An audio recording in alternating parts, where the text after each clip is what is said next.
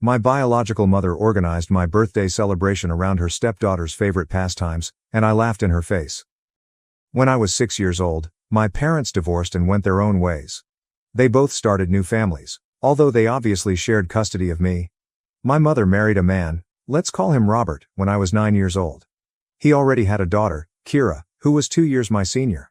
When I was 8 years old, my dad proposed to Lila, a lovely woman, and they were married when I was 12. Lila and I have a lovely friendship. For me, she has been a real mother. She essentially assisted my dad in raising me, showed interest in my life, offered consolation, counseled me, and we had things in common. Together, we engaged in a variety of activities. She and I just discussed the prospect of her legally adopting me when I reach adulthood. Since my parents share custody, doing so today might be a little complicated legally, but I want it to be formal because she is my real mother. In contrast, I have virtually little relationship with my biological mother. I was made to spend some days with her, but we were never able to connect. Since Kira already had her own mother, she devoted all of her time to showing her love and care. Kira was always involved in activities, even when my mom tried to include me, and we only did things that she enjoyed. I eventually began turning down her invites and frequently asked if I might skip seeing her on the designated days. I preferred to stay at home with my father and Lila because I was nearly always disregarded or left out. Although he had to follow the judge's guidelines, my father always made an effort to understand me. As I grew older, he acknowledged that he was worried that if he allowed me to skip the visits, my mother may pursue some nasty legal action. My mom was probably going to do this. I didn't want to cause my father any trouble after hearing this because I understood his motivations. I stopped requesting things like that and complied with the timetable. Let's go right to the subject now. My 18th birthday is in 2 weeks. Fortunately, my birthday coincides with the days I'm supposed to be with my dad. Thus, a month ago, he, Lila, and I began organizing my birthday. Nothing too extravagant, just a get-together with loved ones at my favorite pizza joint. A laid-back evening where I can enjoy myself and the people I care about.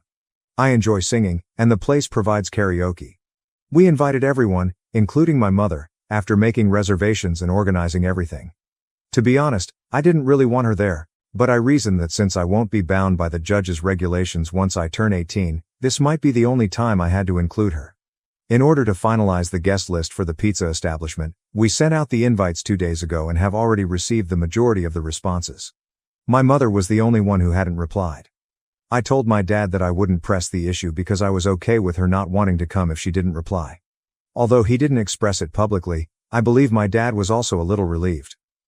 This afternoon was when the drama began. In a furious phone call, my mother accused me of being immature and advised me to never make plans without first informing her. She frequently forgot my birthday, so it was hypocritical of her to complain now. I was perplexed and reminded her that I've always planned my birthdays with Dad and Lila. She became very furious as a result. Claiming Kira had been crying ever since she saw the invitation, she began to attack me. Kira had apparently already organized an entire birthday celebration for me. I couldn't speak. There is no relationship between Kira and me. She is the quintessential pampered brat who craves attention, and my mother has always encouraged this behavior, which has made it worse. We've never had a good relationship. Why Kira would want to plan a birthday celebration for me was beyond me. It was illogical.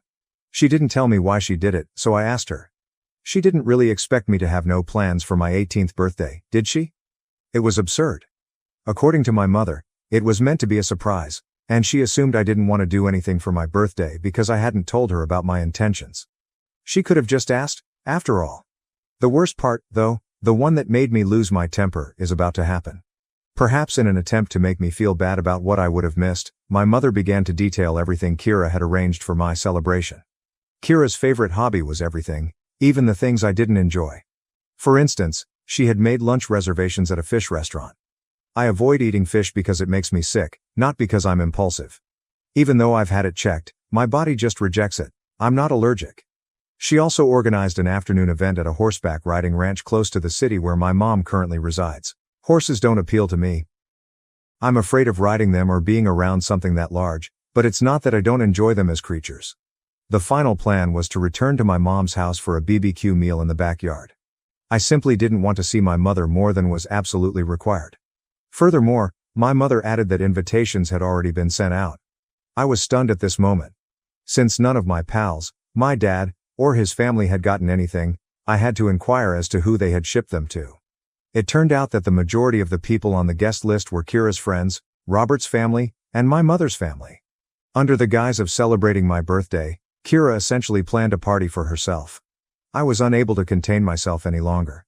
I hung up the phone after laughing in my mother's face. The entire situation was too absurd to be real.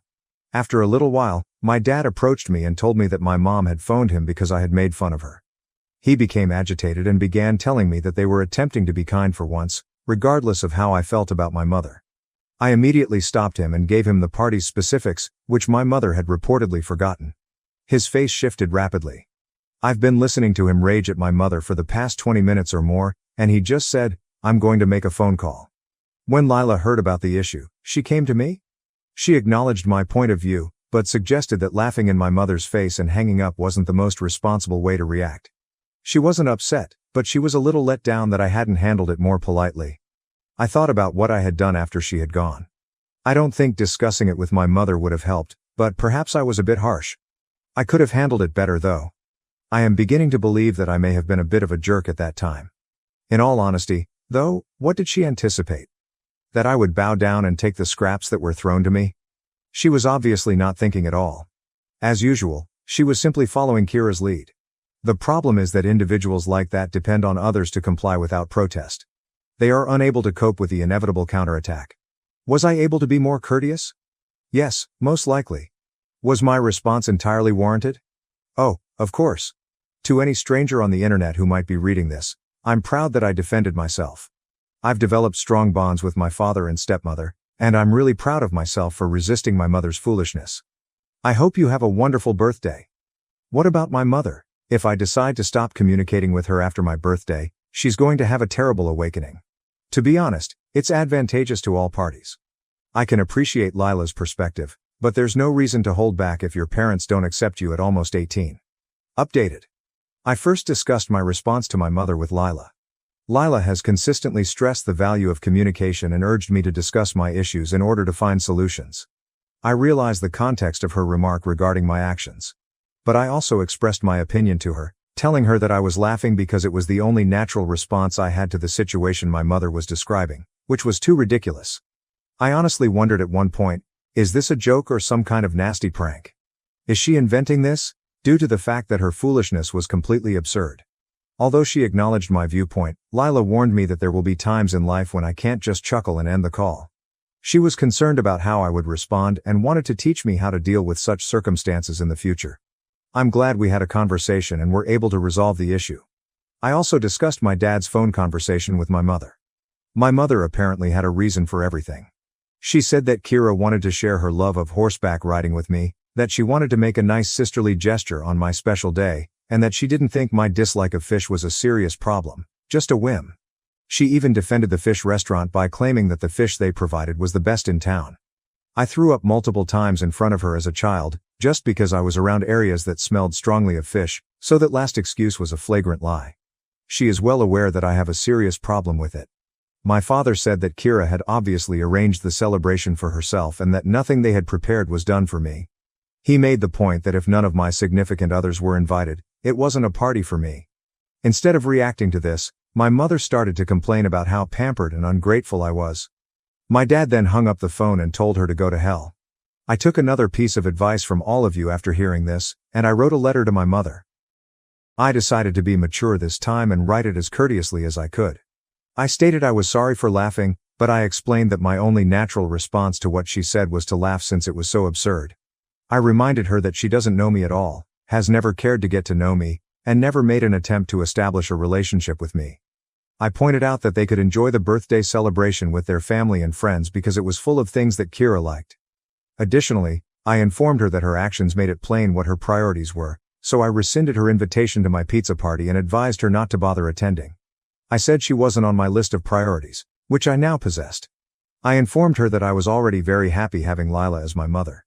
I asked her not to get in touch with me again and wished her well with her new family. I don't mind that she didn't reply after reading the message. She would have likely complained more about how spoiled and ungrateful I am if she had responded. She either doesn't understand or acts as though she doesn't, so there's no need in talking to her. But I feel more at peace now that I've made my feelings clear and this scenario is over. I'm grateful to everyone for assisting me in seeing that a definitive conclusion was required. My dad questioned my mom about how she could have thrown me a surprise party when I wasn't around. He also questioned how she could have believed that he wouldn't celebrate my 18th birthday. She clarified that Robert had made plans to come collect me on the morning of my birthday, but my dad took it a little personally. LOL. Under false pretenses, they planned to take me to my mother's house and explain the situation to Dad and Lila. To be honest, I have no idea how they anticipated this to function. No matter what reason they came up with, I would have flatly refused to visit my mom's house if it hadn't been her planned day. Above all, I would never have left Lila and Dad to celebrate my 18th birthday at my mother's house. A positive relationship between my mother and I would have been one thing, but that was certainly not the case. Robert is the only one I don't feel like blaming in all of this. Even though we were never close, he was always courteous to me when we shared a home.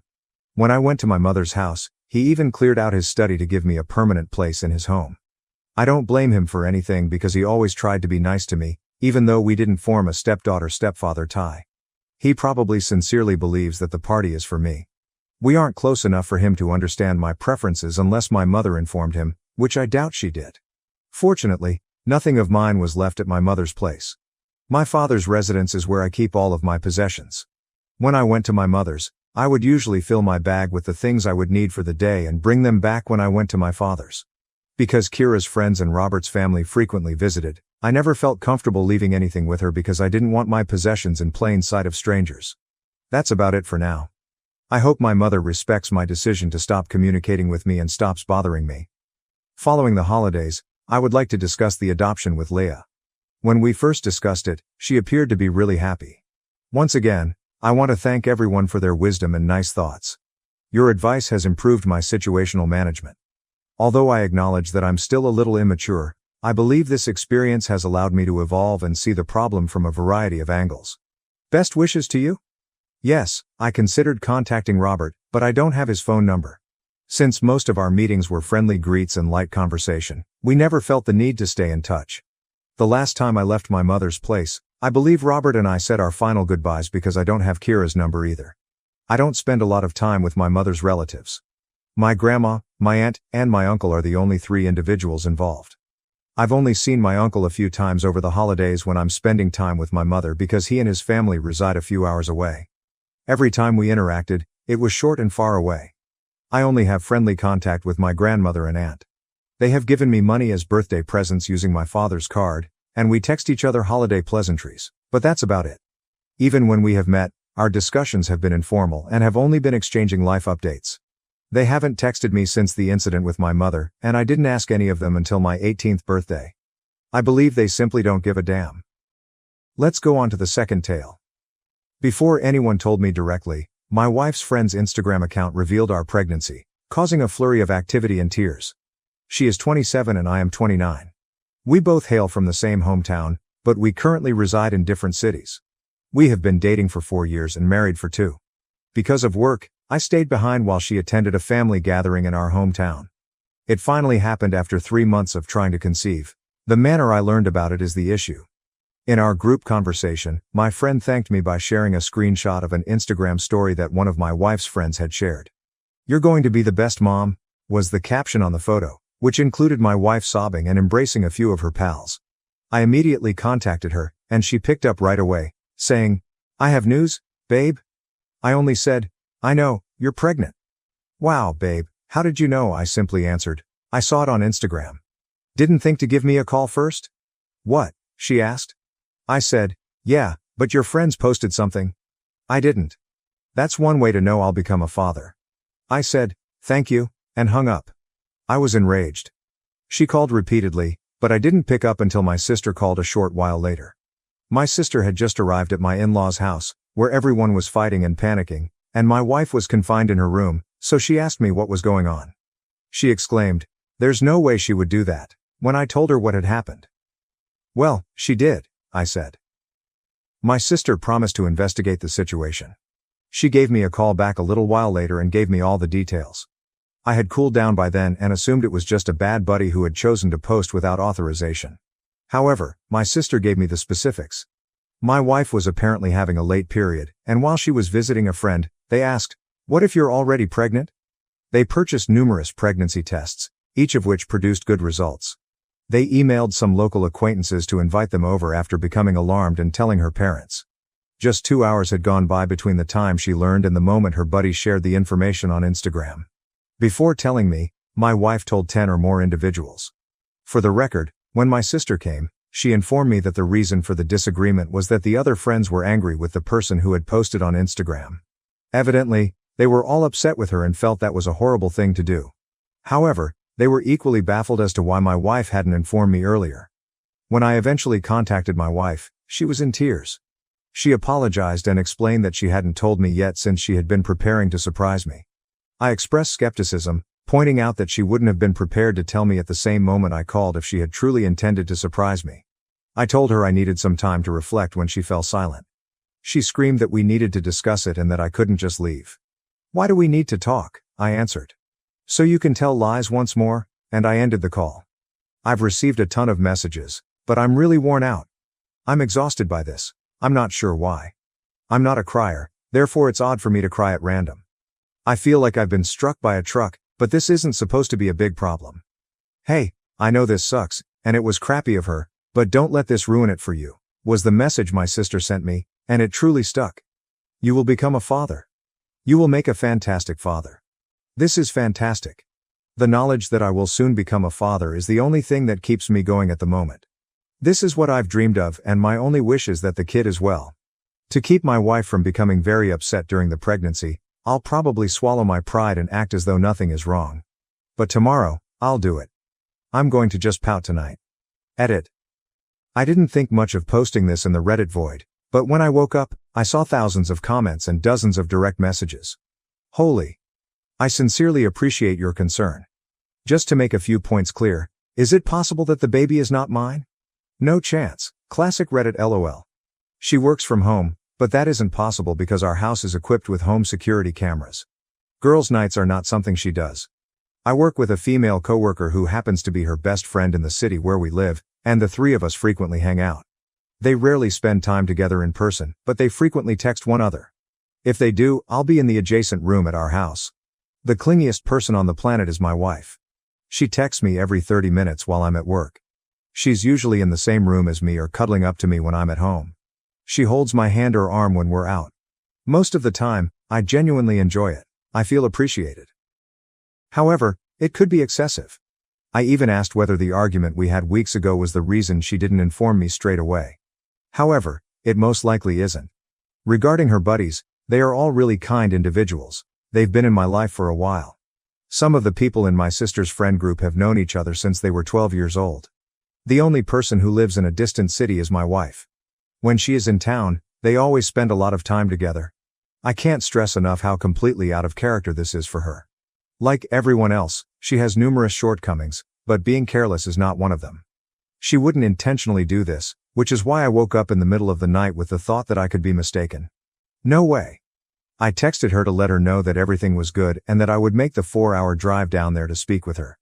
In fact, she asked if she might call when she was awake. After doing so, she expressed her desire to return home. I informed her that I will be picking her up. "Are we all right?" she questioned. She broke down in tears as soon as I said yes. I informed her that we would have to discuss it, but that I was thrilled and eager to meet her. After that, she became a little more composed. Update 1. Hi there once more. I'm here to give you an update now that everything has calmed down and I believe I have all the facts. My wife waited for me on the sidewalk when I arrived at my in-laws' house. She threw herself at me, apologized repeatedly, and simply gave me a hug while expressing her regret. Before our conversation, I told her I was quite exhausted and wanted to take a nap when we got to her room. We held each other while we slept. When we woke up, our conversation felt like a never-ending cycle in which I asked her what had happened and she responded that she was foolish and to blame. She insisted that since she had ruined a significant event in our lives, it didn't matter what occurred. She simply reiterated that she made a mistake and that nothing else mattered when I persisted in inquiring. She finally admitted that she didn't want to make excuses for me and that accepting responsibility and offering an apology was the proper course of action.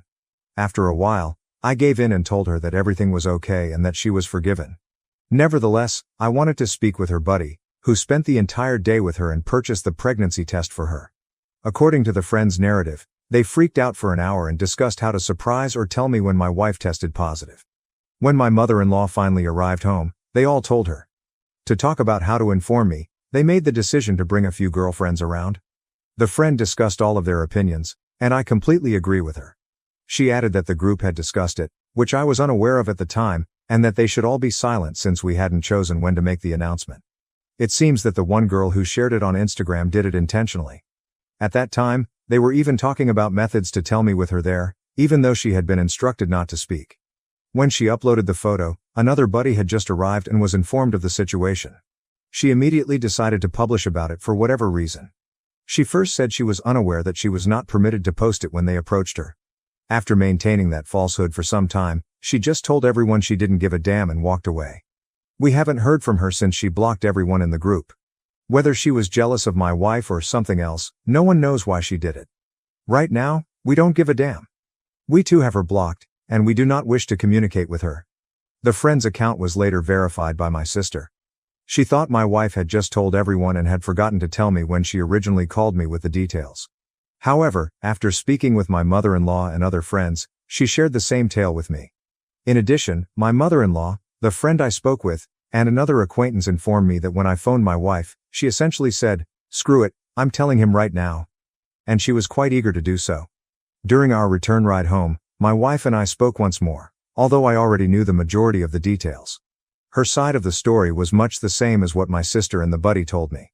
She apologized profusely once more and insisted that I was her top priority and that this was one of the worst things she had ever done. At her urging, we have a couples counseling session scheduled for next week. She feels that I need a place to completely express my thoughts, even though I don't think it's necessary. She fears that I'm holding everything inside and that I forgave her too quickly. To be honest, I'm already willing to forgive her and put this as a one-time incident because she cares about my sentiments.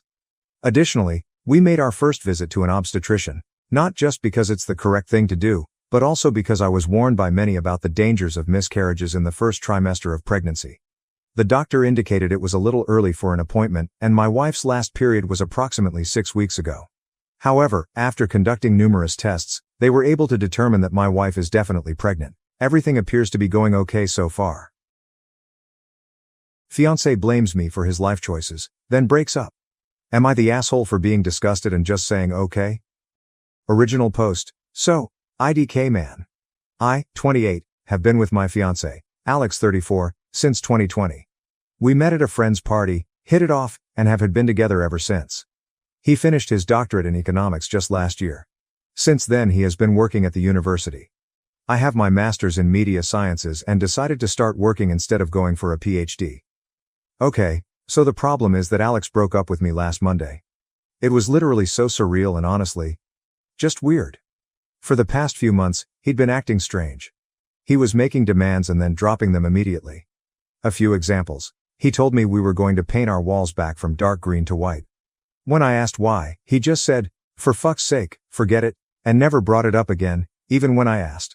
Another time, he came home and got mad because I was sitting on the couch with my head covered in a blanket. I had cramps. He was upset because I was just sitting there watching Netflix. Mind you, the house was spotless. When I tried to talk about it, he said, "Forget it, it's not a big deal." This kind of thing became common. Every time I tried to communicate, tried to figure out what was going on, whether it was something I did or maybe he was just stressed at work, he would just say everything was fine, but he was clearly seething with rage. I didn't even have to do anything. He would find something to complain about: the apartment, clothes, me, work, etc. So I gave him space, which apparently was also wrong. I told him I was going to help my parents with repairs for a few days, and somehow that was also wrong because he wanted to renovate the apartment too. Then, on Monday, I got a text saying we needed to talk. I knew what was coming, and after the last few months, I had made peace with it. When I came home, he was sitting on the couch. He didn't even wait for me to take off my jacket before saying, "I want to break up." Then the verbal diarrhea started. He told me he resented me. First, because I didn't pursue my academic career further, even though I was capable, and he didn't want to upset me at the time. Then, when I started making more money, since he didn't make much as a PhD student, he felt like I should have the last word financially, and he hated it. Mind you, I never said anything like, "It's my money, so I have the final say." That's a rule he imposed on himself, and he hated it. He said he hated our paint scheme, the couch, and even our fucking crockpot. Then, He told me he had rejected a better PhD program to stay here because I had already started my job by the time he got the acceptance letters. Only, he never told me he had even applied overseas. He said a few months ago he checked in with a friend who's in that program, saw how they were thriving, and decided I ruined his life. He said I had too much control over his life and that he hated the idea that I could just decide not to pay for things and fuck him over. I honestly don't even know what that means. He also said he hated that all his friends loved me and didn't let him vent about me. Then he said again, "I'm done." I was floored. I had already made peace with the idea that we were ending, and it hurt, but after that rant, I was just disgusted. I looked at him, probably with a disgusted expression, and said, "Okay?" He lost it. He said this is exactly what he meant, that it was horrible. We had been together for 4 years, and all I had to say was okay to our breakup. I just asked if he wanted to stay here while he figured out where to go. He said, "Typical, of course you're holding the apartment over me," and started ranting again, so I just left. I told my parents, and they're also confused. My dad suggested I reach out to our landlord and explain the situation to see what options I have. I can keep paying the rent no problem myself. He covered the utilities and some subscriptions. Just to reiterate, I never had a problem with this. I saw that he was chasing his dream, and that was more important to me than a 50-50 financial split. I make good money and am happy at my job. I never saw it as slaving away. I always had the mentality that my money was our money because we were building a life together. Of course, I had my own savings and fun money, but I honestly never cared. As long as I felt he was working towards something and wasn't taking advantage of me, I was fine with it. More than fine. Alex is still mad. He's going between texting me like a robot about the logistics of the split to being a seething asshole complaining about everything. I'm not even hurt anymore. I just feel nauseated by him at this point. I don't know. Should I have reacted differently? Edit. Thank you for all your opinions. It was nice to get this off my chest, lol. Just to clarify, that I don't feel like a victim. I feel like something happened, and my relationship just turned bad. He behaved like an asshole, but that is the extent of it. Very clearly, something is going on. But he doesn't want me to be part of whatever it is, and I have to respect that. Now I just have to detangle myself legally from him, and after that, I'll just be left alone with my ugly green wall color. I think I might also adopt a cat as my ex was really allergic. Some of OOP's comments. Commenter, NTA. Dude basically said he hates you and everything about you. What are you supposed to do? Beg for his love when you can find someone who'll give it to you readily? Nah. Sorry this happened and that you were blindsided, but this will be a good thing in the long run. On to the next. FYIW. He sounds jealous, insecure and emotionally stunted. If what you've written is how things played out, then you dodged a huge bullet. Ope. He was basically doing his own renditions of 10 things I hate about you. I don't know. I mean, he wants to break up with me. Why would I plead? It is done to a deleted comment. I was really confused trying to take everything in. He talked really fast and a lot. So I did not know what else to say. Also because everything I do is wrong. I think he would have been even more annoyed if I started to cry or something. Ghost him now. I can't ghost him. We have to talk about the lease, about our wedding savings account and a few other things. To another commenter. Yes, that is easy said. But I have to wait to get a response from the landlord, we have to inform the bank, etc., etc. So until I don't have confirmation that I am in the clear, I am keeping him unblocked. I have him muted. The all commenter. Sounds like his ego couldn't handle you being the breadwinner. Not your problem. He could have communicated like an adult rather than seething in his own insecurities. He sounds emotionally weak. Oop. Which is so dumb. He is a doctor in economy and past pursuing becoming a professor. Commenter. Dude basically hates himself for decisions he took without ever consulting you. He chose his comforts, but now since others seem in a better position, he is venting on you and making you the culprit. NTA. But your man has a little brain and doesn't know what to do with it. Oop. I would have supported him if he wanted to move away.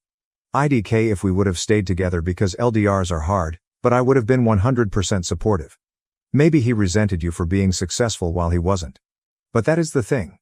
He was successful. He has even published a few papers in important magazines and is on the way to become a junior professor. He is objectively really successful. This is all just so weird. Commenter. Girl, I've been with a man like that. They want drama. They want toxicity. They will fuck up your life out of pure insecurity and hate. You dodged a massive bullet. I'm sorry this happened. You deserve better. Wish you the best OOP. Then I hope he meets the telenovela star of his dreams. I prefer my boring happy life commenter. What country are you in? Here in the US, the average person would have accumulated debt if they made it that far in their education. Germany update. Post. To start, Alex moved out pretty quickly after the breakup. He has been staying with a friend, and we sorted out everything like mail, subscriptions, and the lease. I'm also in the process of adopting a cat. Her name is Luna, but I have been thinking about changing it since my family already has 2 pets named Luna, a Moon, and Kamar. She is still at her foster home for now, but I have visited her a few times, and I already adore her. She is a scrappy little tabby who follows her foster mom around like a shadow, and I can't wait for her to move in during the first week of December. I've already gotten her bowls, toys, and a bed by the window ready. Now on to what happened. Last week, I was out showing someone around the city. He is the son of my parents' friends who recently moved here for work. My parents asked me to help him get familiar with the area, so I agreed. It was nothing special, just walking around, grabbing coffee, and pointing out useful spots in the city. Apparently, Alex saw us. I didn't even realize he was there, but later that night, I started getting texts from an unknown number. I guess he got a new number since I blocked his old one. The texts were just weird. He accused me of flaunting my new relationship in public, said I must have been seeing this guy before we broke up, and told me that everything he suspected about me was true. I didn't respond. I wasn't going to entertain his paranoia. The messages kept coming though. They went from angry to desperate, with him saying things like, "At least admit you were lying to me," and, "Was anything about us even real?" It was exhausting and honestly a little scary to see how quickly he spiraled. For the record, this guy isn't my boyfriend. He's not even someone I'm interested in. He's just the son of family friends who needed help settling into the city. The whole thing was completely innocent, but Alex has twisted it into some kind of betrayal in his head. What gets me is how little Alex seems to know me. I'm not the type of person to jump into a relationship so soon after everything that happened. Even if I were, it wouldn't be any of his business. We are done. I've made that clear. After I didn't respond to his texts, Alex started calling. I didn't pick up, but the voicemails were a mix of angry rants and desperate pleas. I ended up blocking his new number too. It feels ridiculous that I have to keep doing this, but I guess this is where we are now. Then this weekend, I went out to a bar with my friends. A few hours in, guess who walked in? Alex. I don't know if it was a coincidence or if he followed me there, but as soon as he spotted me, he came straight over. He was clearly upset, asking to talk, and I told him no. My friend stepped in, and thankfully, he left without causing a scene, but it ruined my night. It felt like I couldn't escape him, no matter where I went or what I did. When I got home later that night, I was completely drained. I had just started to relax when I heard a knock on my door. It was Alex, standing there in tears. He started crying, saying he missed me, that he didn't understand why I was doing this to him, and that he didn't know how to move on. It was like all the anger from earlier had been replaced with this desperate sadness. I didn't let him in. I told him he needed to leave, and if he didn't, I would call someone to make him leave.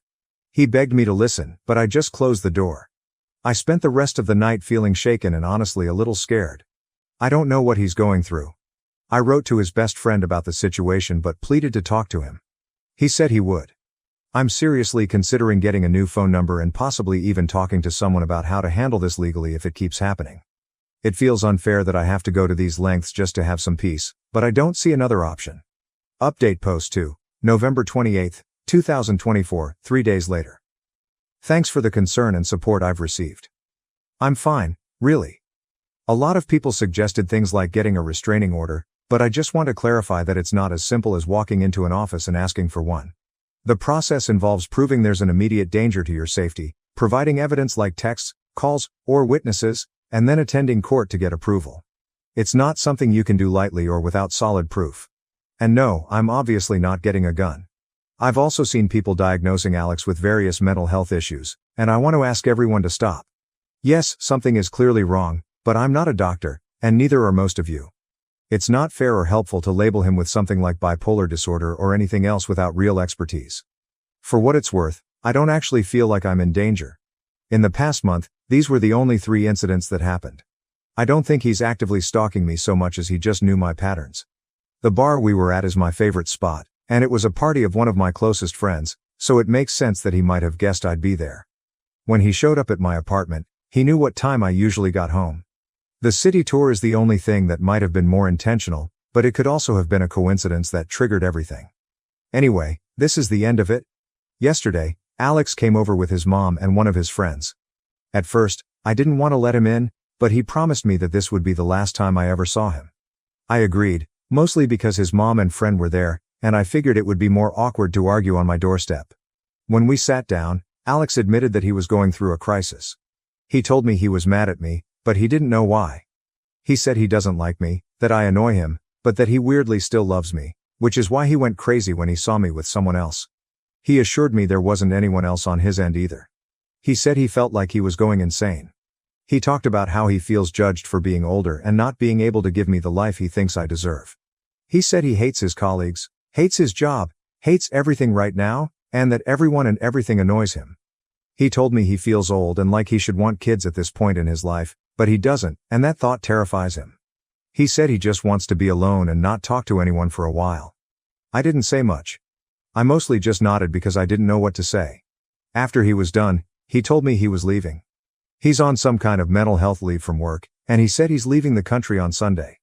He's going to South America to spend time in nature and find himself. He thanked me for everything and said he was sorry for how he acted. Then he just got up, grabbed the few things he had left at my place, and walked out. His mom was inconsolable. She kept apologizing to me over and over, saying how embarrassed she was by his behavior. I told her it was okay and that she didn't need to apologize to him. She cried a lot, and his friend ended up driving her home after Alex left. I don't really know how I feel about all of this. Part of me is relieved that it's over. Part of me feels sad for him because he clearly doesn't know how to deal with everything he's feeling. Mostly, though, I just feel tired. I'm glad he's taking steps to figure himself out, but it's not my responsibility anymore. Some of OOP's comments on not getting a gun, editor's note. It was more than likely a downvoted troll who asked, but I liked OOP's response. You can't buy guns at an Aldi. It's more dangerous to own a gun when you have no training with it than not owning one. Commenter. He's a little young for a midlife crisis, but certainly, the man is having issues with his life choices, and it's tearing him apart. Your empathy is warranted, but in the end, those troubles are his, not yours. Hopefully, this is the last you'll hear of him. Good luck to you. Oop. It's just a life crisis then, I guess. Who knows? Update, same post. December 3, 2024, 5 days later, about 6 weeks from OG post. Edit December 3rd. He is definitely gone. My friend sent me some of his Insta stories of him at the airport and then about a day later in Bogota. So, yep, he is gone. I am safe, and on Friday, I get to pick up Helios Maximus first, LOL, Heli for short. My wife poisoned my family against me and took my daughter away, but years later, the truth finally came out. This is a story I never imagined I'd tell publicly, but after all that has happened, I need to get it off my chest. The previous several weeks have been nothing short of a roller coaster. Maybe someone out there can help me figure out if I'm really the terrible guy in all of this. I, 48 million, have experienced a tornado of emotions and experiences over the last decade, and it has all come to a climax in unexpected ways. It all began many years ago, when I married Laura, the mother of my daughter Emily. Laura and I were high school sweethearts, and at first, our bond appeared impenetrable. We were young, full of dreams, and eager to face the world together. But life has a way of tearing apart even the strongest relationships, and it wasn't long before the flaws in our relationship began to appear. Laura came from a wealthy family, accustomed to a life of luxury, whilst I grew up in a more modest home.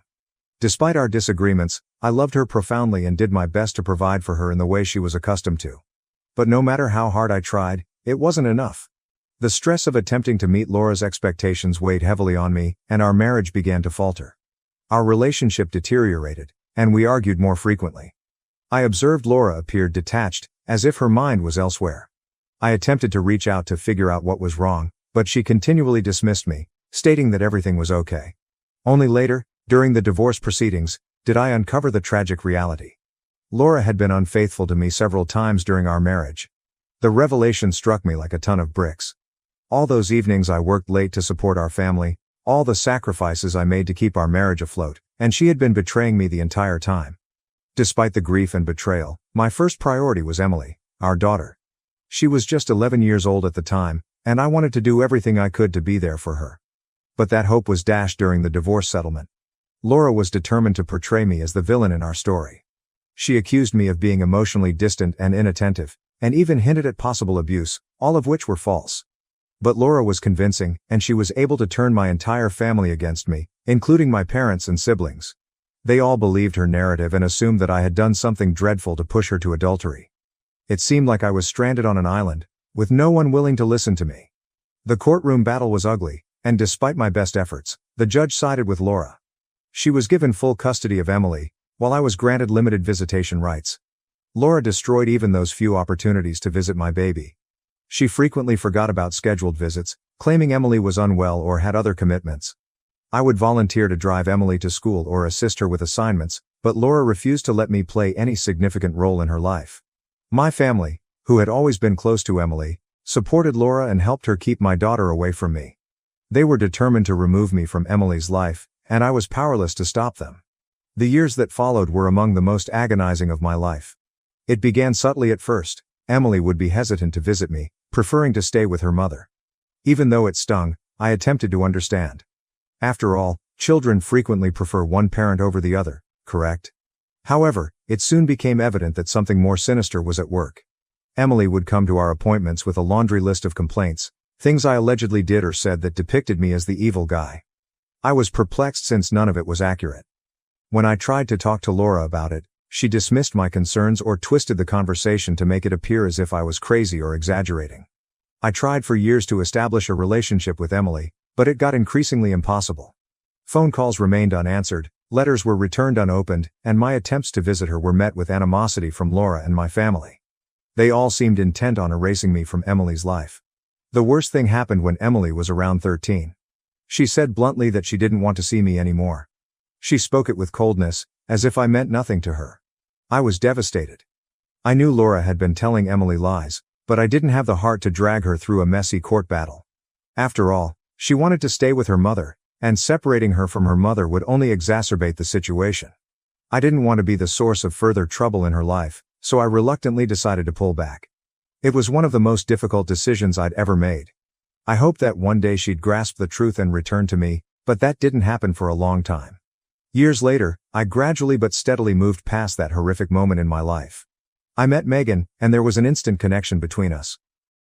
Because of my previous experiences, we took our time getting to know each other before getting married. Megan had 2 children of her own, so the majority of my time was spent with them, and we established a life together. While I adored my new family, there was always a part of me that wondered about Emily. How was she doing? What had she become?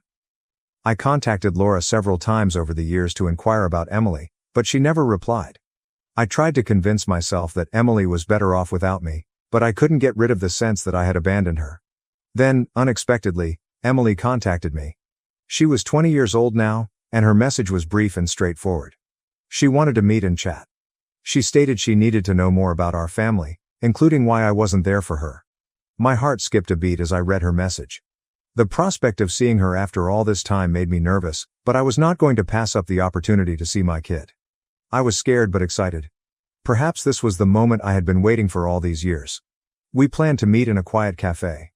I was nervous as I waited for her to arrive. When she eventually walked in, I barely recognized her. She had matured into a beautiful young woman, but the wrath and sadness in her eyes were undeniable. She had clearly been carrying a lot of anguish for quite some time. We sat across from each other, and the tension was evident. Emily didn't spend time getting to the subject. She needed answers. Answers I knew would be difficult to hear. I took a big breath and started telling her the truth. I did not hold back. I told her everything. How her mother and family had deliberately poisoned her against me, how they had twisted every scenario to make me look terrible, and how I had worked so hard to be a part of her life despite everything. I told her about Laura's infidelity and the lies she told during the divorce. I spent the next 3 hours laying out the facts of what had happened. I had brought up previous court records, text messages, and emails that corroborated my story. I wanted Emily to know that I understood what she had been taught about me over the years, and that I wasn't the monster she had been led to believe.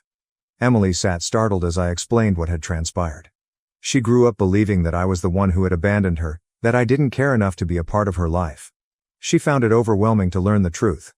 I could see she was absorbing everything, so I didn't press her to react. I knew that was a lot for her to take in. When she finally spoke, her voice trembled.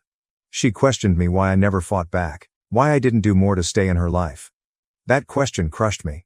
I had to explain that I did not want to place her in the center of a court dispute and that I believed standing back was the best way to protect her. I wanted her to have a good upbringing, even if it meant she despised me for a while. But the truth was that I regretted not battling harder. I regretted allowing Laura and her family to control the story. Emily appeared to be gaining a better understanding of what had happened.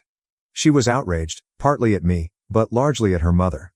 She couldn't believe Laura had gone to such efforts to make herself look like the better parent.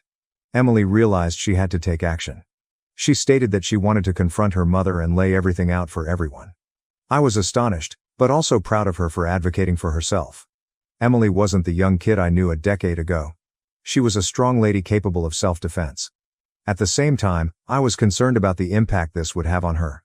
I breathed a sigh of relief when she said she wasn't sure how to go with our connection because she'd grown accustomed to having an absent father, but she'd love to meet and talk more.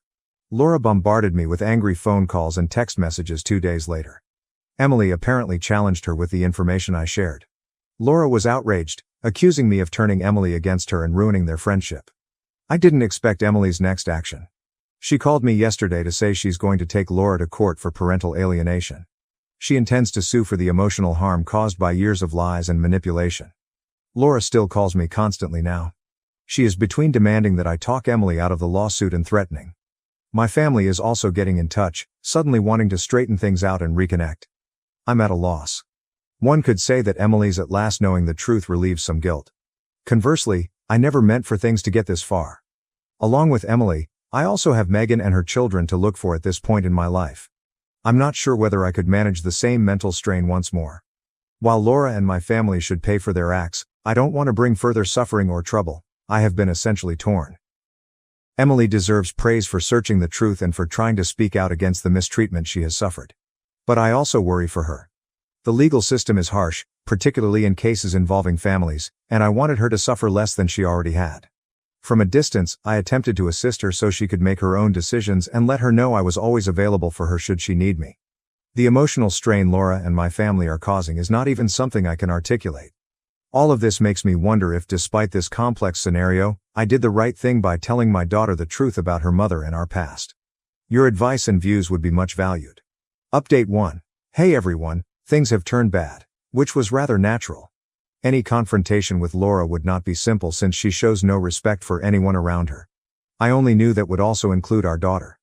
Emily came to our house after her argument with her mother. Her eyes were red from crying. She unleashed this time without restraint. She laid everything out, every agonizing aspect of her life for the past 8 years. Laura might have gained custody, but it was abundantly evident that she had no concept what it meant to be a mother, let alone look after a child. Emily related how Laura wasn't even home half of the time. She would be away, occasionally for days on end, leaving Emily to care for herself. Laura was intoxicated and erratic half of the time, when she was home. Emily talked of evenings when Laura would come home in a fury, throwing things, screaming, and occasionally even blaming Emily for her own mistakes and discontent. As she related these events, the loneliness, the anxiety she must have experienced, my heart broke. Still to come, though, was the worst. Emily related to us 2 occurrences that still tormented her. She was 13 years old at first. Laura had departed without food or money, alone for the weekend. Emily burned her hand quite severely while trying to prepare something for herself. She was in great agony, but when she tried phoning Laura, she did not answer. Just a child, Emily had to go to the closest hospital with her hand covered in a towel. Alone, terrified, in pain, she waited hours in the ER before a nurse at last spotted her and attended to her. Emily showed me the scar on her palm, a continual reminder of her mother's negligence. Still worse was the second episode. Laura had been on a drinking frenzy for weeks. She was 15. Emily made every effort to avoid her mother, until one evening Laura became aggressive. In a flash of wrath, she flung a glass at Emily that broke against her leg severely. Emily was in shock and bleeding. Instead of tending to her, Laura yelled at her to tidy the mess.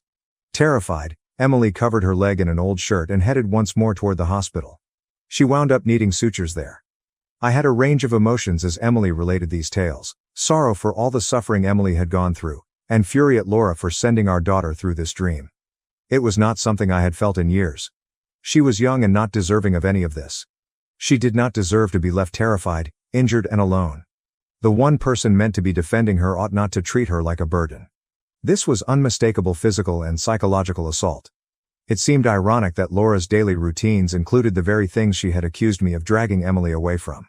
Laura should have simply let me look after Emily to prevent all of this. Emily may have had a normal, contented life if she hadn't been so enthralled with her own selfishness and spite. The entire evening Megan and I listened to Emily. We checked to see she felt at ease and understood she was safe now. Megan specifically consoled Emily by holding her hand and telling her none of this was her fault. Having someone console Emily, tell her she was loved and that she mattered, seemed so important to her. Then Emily apologized to me in a moment that was both sad and contradictory. She had nothing to repent of, hence she didn't need to? But she did. She admitted she pushed me away, she was sorry for believing all the lies her mother had taught her, and she should have seen the reality sooner. Her voice faltered as she informed me she had missed me so much over these years and had frequently wondered what life would have been like if she had lived with me instead. I told her how much I had missed her too, how I had never stopped thinking about her, how I had never stopped loving her, and that she did not need to apologize for anything as Laura's games merely served as a victim's stage. That was a mixed feeling. Hearing her apologies hurt, but it also meant that we were at last re-establishing our relationship following all these years apart. I also came to see that I was done running from family strife and playing it safe. Though it meant facing legal conflict with my ex-wife, my daughter's well-being was at risk and I was determined to receive the apology and reparations she deserved. After a restless night of consoling and chatting, Emily and I hatched a strategy early the next morning. We were going to face my family about everything. Every lie, every act of neglect, everything Emily had gone through. I was done with them acting as though they were the ideal family while Laura had helped Emily to ruin her early years. The medical records, text messages, and even some old Laura voicemails Emily had preserved provided the evidence we needed. It was time to tell them just exactly what their complicity had cost. It was time to reveal the truth.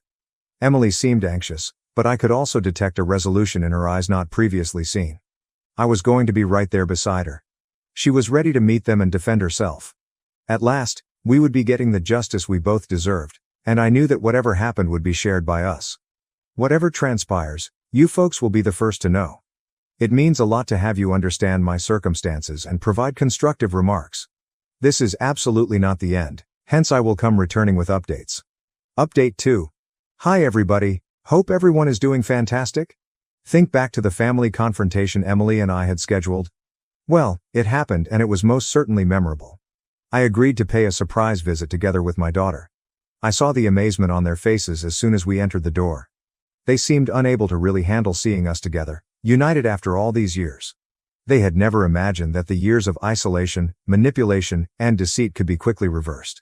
Here we were nevertheless, poised side by side ready to face them.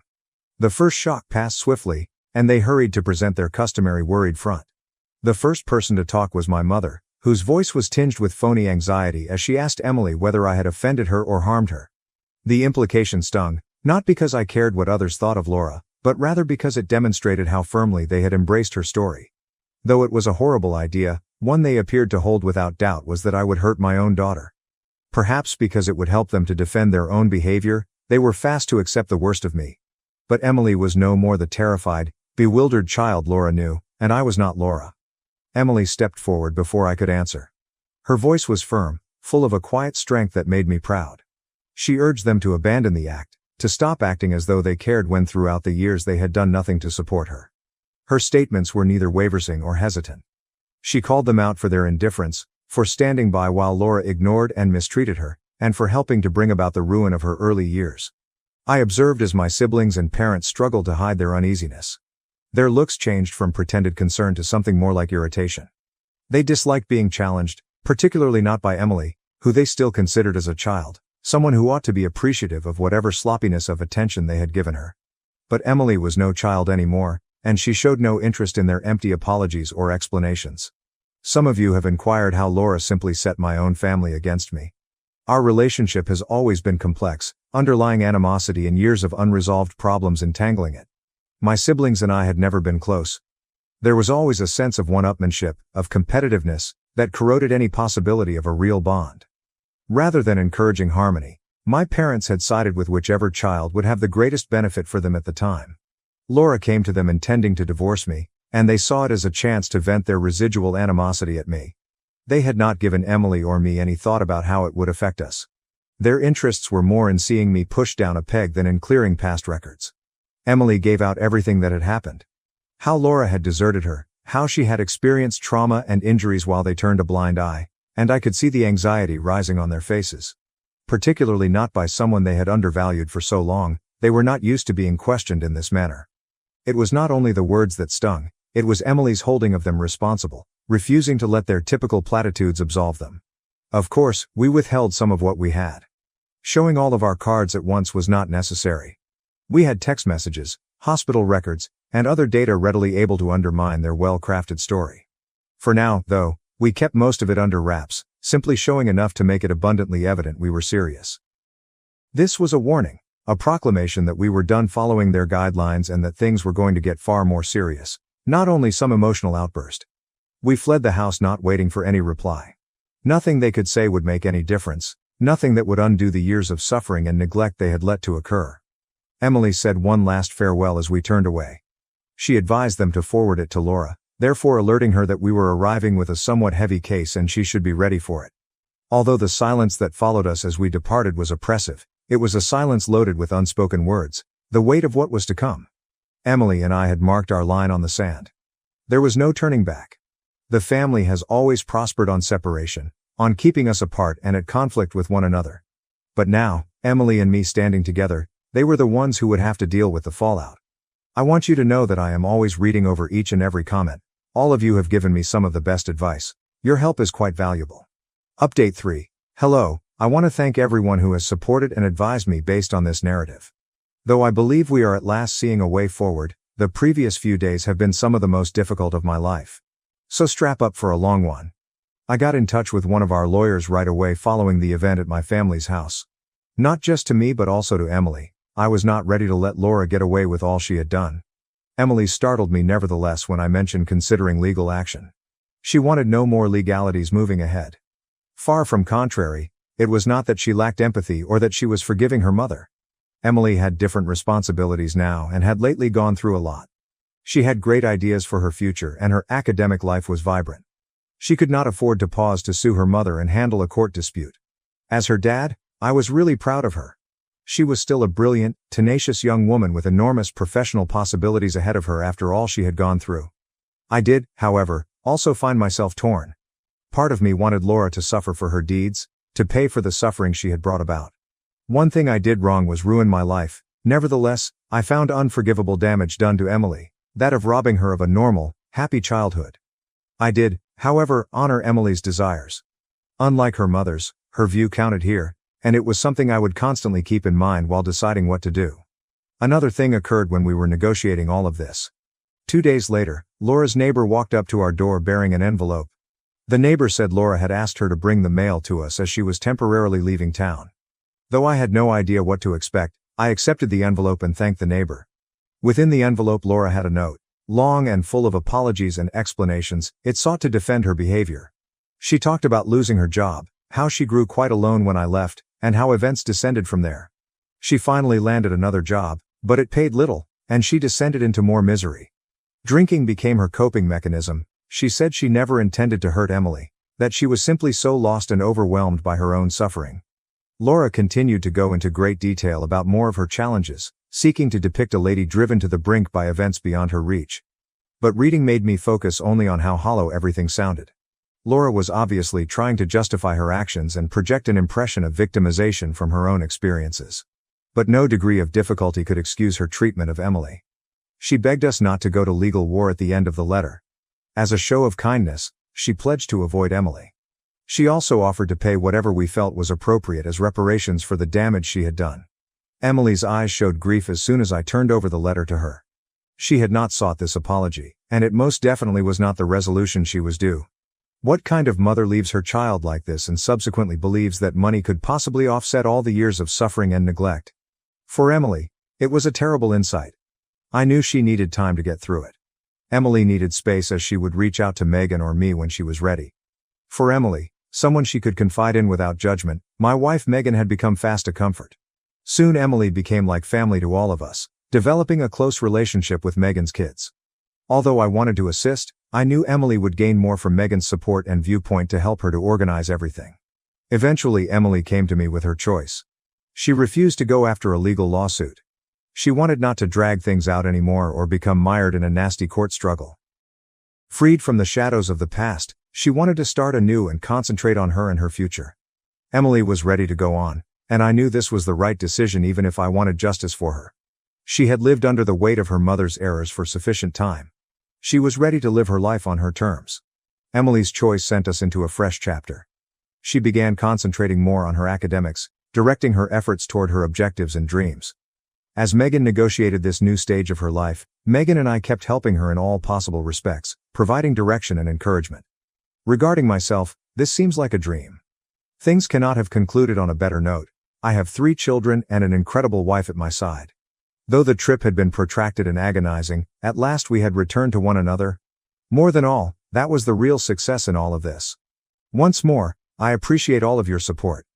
Though it's been an incredible journey, I believe we are at last headed toward recovery.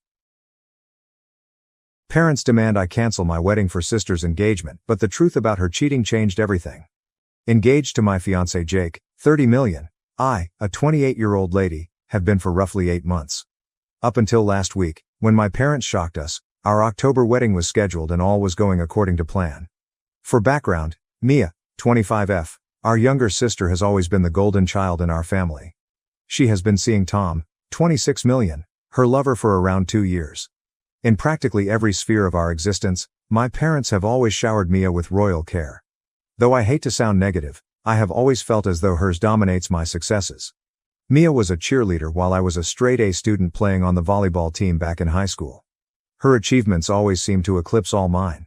Not to get me wrong, cheerleading merits just as much respect as any other sport, but would it have killed my parents to exhibit the same fervor for my events? I grew used to my absent parents and learned to expect almost little from them. I thus cut myself off from Mia, though deep down I knew it wasn't her responsibility. My immature self blamed mom for everything. My viewpoint altered only in college, when I met Jake, the love of my life. He let me see that I deserved just as much attention as everyone else and was deserving of affection. Jake showed me that every one of us is unique in our own right and that, should someone not value my accomplishments, well, that is their loss. I also realized that it was unfair to hold Mia totally responsible when our parents were clearly in charge. I thus resolved to try to rebuild whatever sisterly relationship we still had. I started letting her know she could talk to me about anything and checking up on her more often. She first hesitated naturally, but she soon grew more at ease sharing with me. We discussed practically anything, regardless of its silliness or gravity. Though our tastes and paths of life were different, I was glad our connection was getting better gradually. We seemed to be at last the sisters we ought to have been all along. Mia knew first when Jake proposed to her.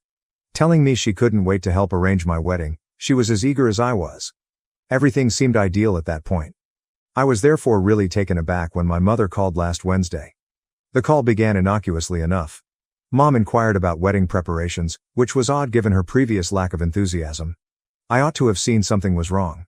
She finally got right to the point after a few minutes of small talk. Mia and Tom were getting engaged. I started to be delighted for my sister as soon as those words emerged from her mouth.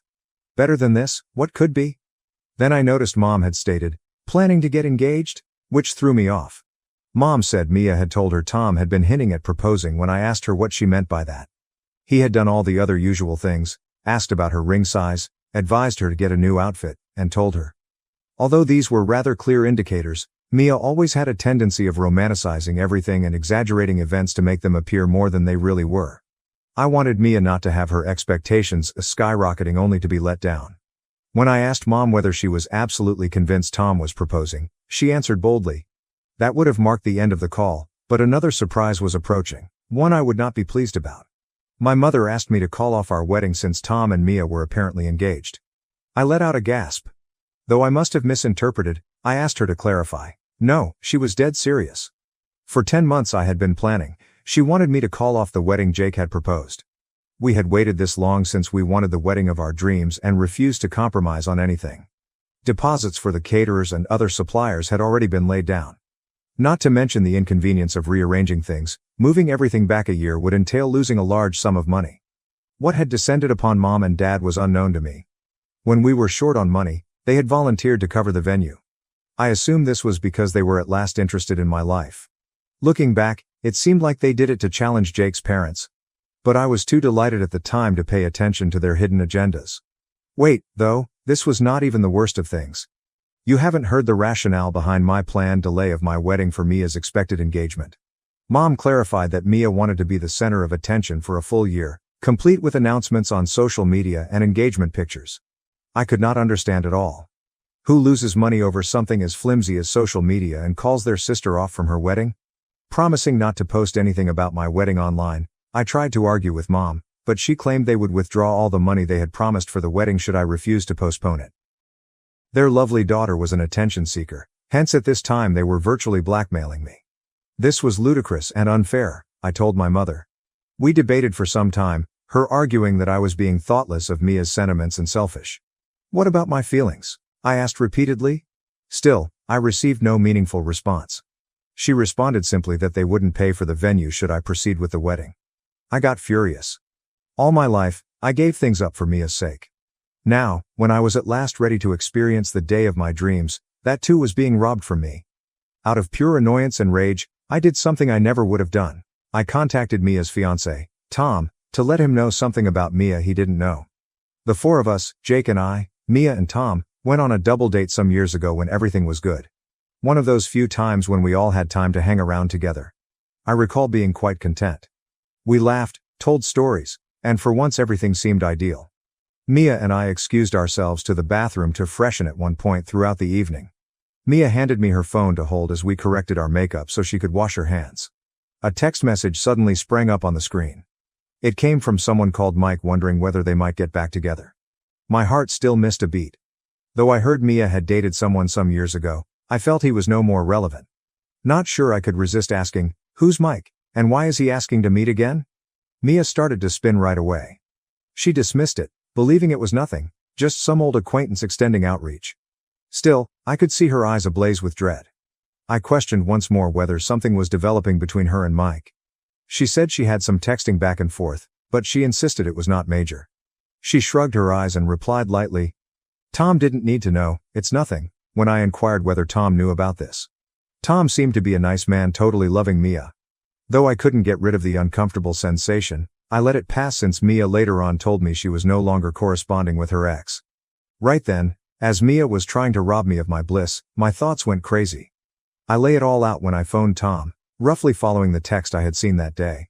And should that not be sufficient, I advised him to monitor his girlfriend. Looking back, I realized this was sort of improper, not the sort of truth I should have been imparting to Tom, of course, but the way I did it. But already it was too late. I spoke with Tom 2 days ago, and then Mom called. Just say I was glad I wasn't in front of her. She was yelling like a crazed person, as though a tragedy had hit. Her comments really impacted me as I had made a major error. Tom apparently told Mia they needed to talk when phoning her. Mia got all ready even though she was about to be engaged, but when she at last arrived at the location, Tom was quite irate. He inquired whether that was accurate and reiterated what I had said. Mia first denied it, but she grew angry when Tom wanted to see her phone, telling him he should believe her. Tom split from Mia at last. Mom and Dad never seemed likely to pardon me for this. Mom yelled at me, and I could hear Mia berating me in the backdrop. I kept apologizing, saying I only did this because they insisted I call off my wedding. I told them I had worked very hard on it. Dad's ruling then was that he was taking back the money they had set aside for the venue. I felt as like I had lost everything, my parents, Mia, and any chance for a marriage at that same instant. Given what had happened, I knew Jake would not be pleased with me either. When I attempted phoning Mia to have a conversation, she didn't respond to my calls or texts. At the time, Jake was on a business trip, hence he was not aware that our wedding was under risk, partially because to me. Though it wasn't entirely my fault, the stress was intolerable and I felt bad for damaging Mia's relationship. I at last told Jake everything when he returned from his trip. He was quite helpful and encouraged me that we would work things out together. It relieves me. He helped me see that I ought to have done it even earlier, as being honest was the correct thing to do.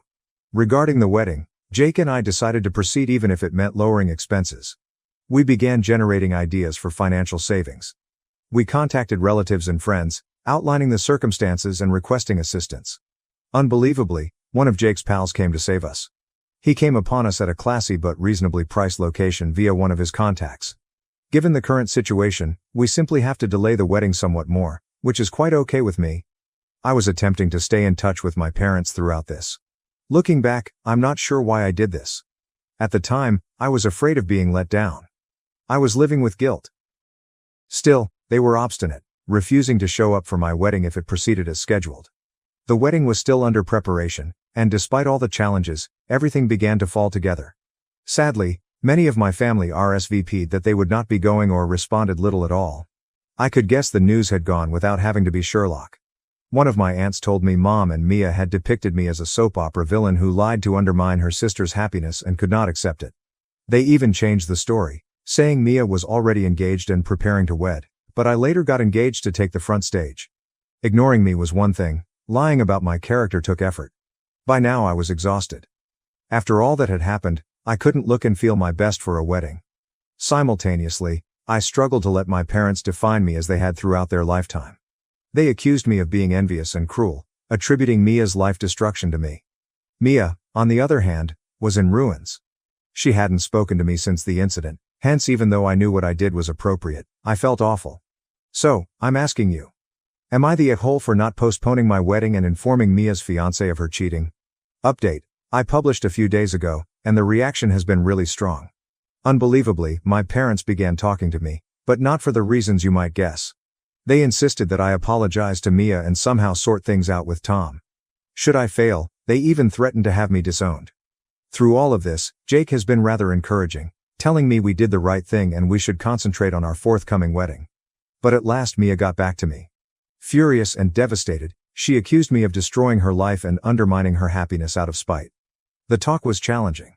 She wasn't open to hearing me try to explain my perspective. She persisted in arguing, regardless of what she had done, I had no right to meddle in her relationship. I lost my cool and asked her who gave her the right to believe she could influence my wedding plans that had been in place long before she was almost engaged. She hung up before I could even bring up the lies Mom and she had been telling about me. Meg, a childhood acquaintance I hadn't heard from in years, called me out of the blue when word of the family strife spread like wildfire. After moving out for college, I had disconnected from Meg, and our only means of contact was social media. But Mia had kept in touch with her for a bit longer. Their friendship reached into their early 20s. Meg also disclosed another startling story concerning Mia's adultery, one that happened around a year ago. Meg's 25th birthday celebration was attended by Mia without her then boyfriend Tom, who presumably was on a trip. Meg saw Mia growing more flirty with various male visitors, including her boyfriend, as the evening progressed and practically everyone was intoxicated. Meg first dismissed it as Mia's usual manner. She had always been a natural flirt.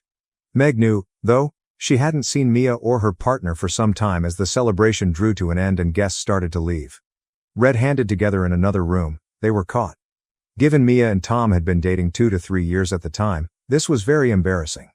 The episode split Meg and Mia and destroyed their friendship. When Meg learned about everything, she assumed I should know that Mia did nothing by mistake. She had become accustomed to this conduct and had somehow always gotten away with it.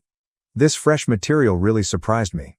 Mia's dishonesty, I came to see, was not a one-time error but rather a habit.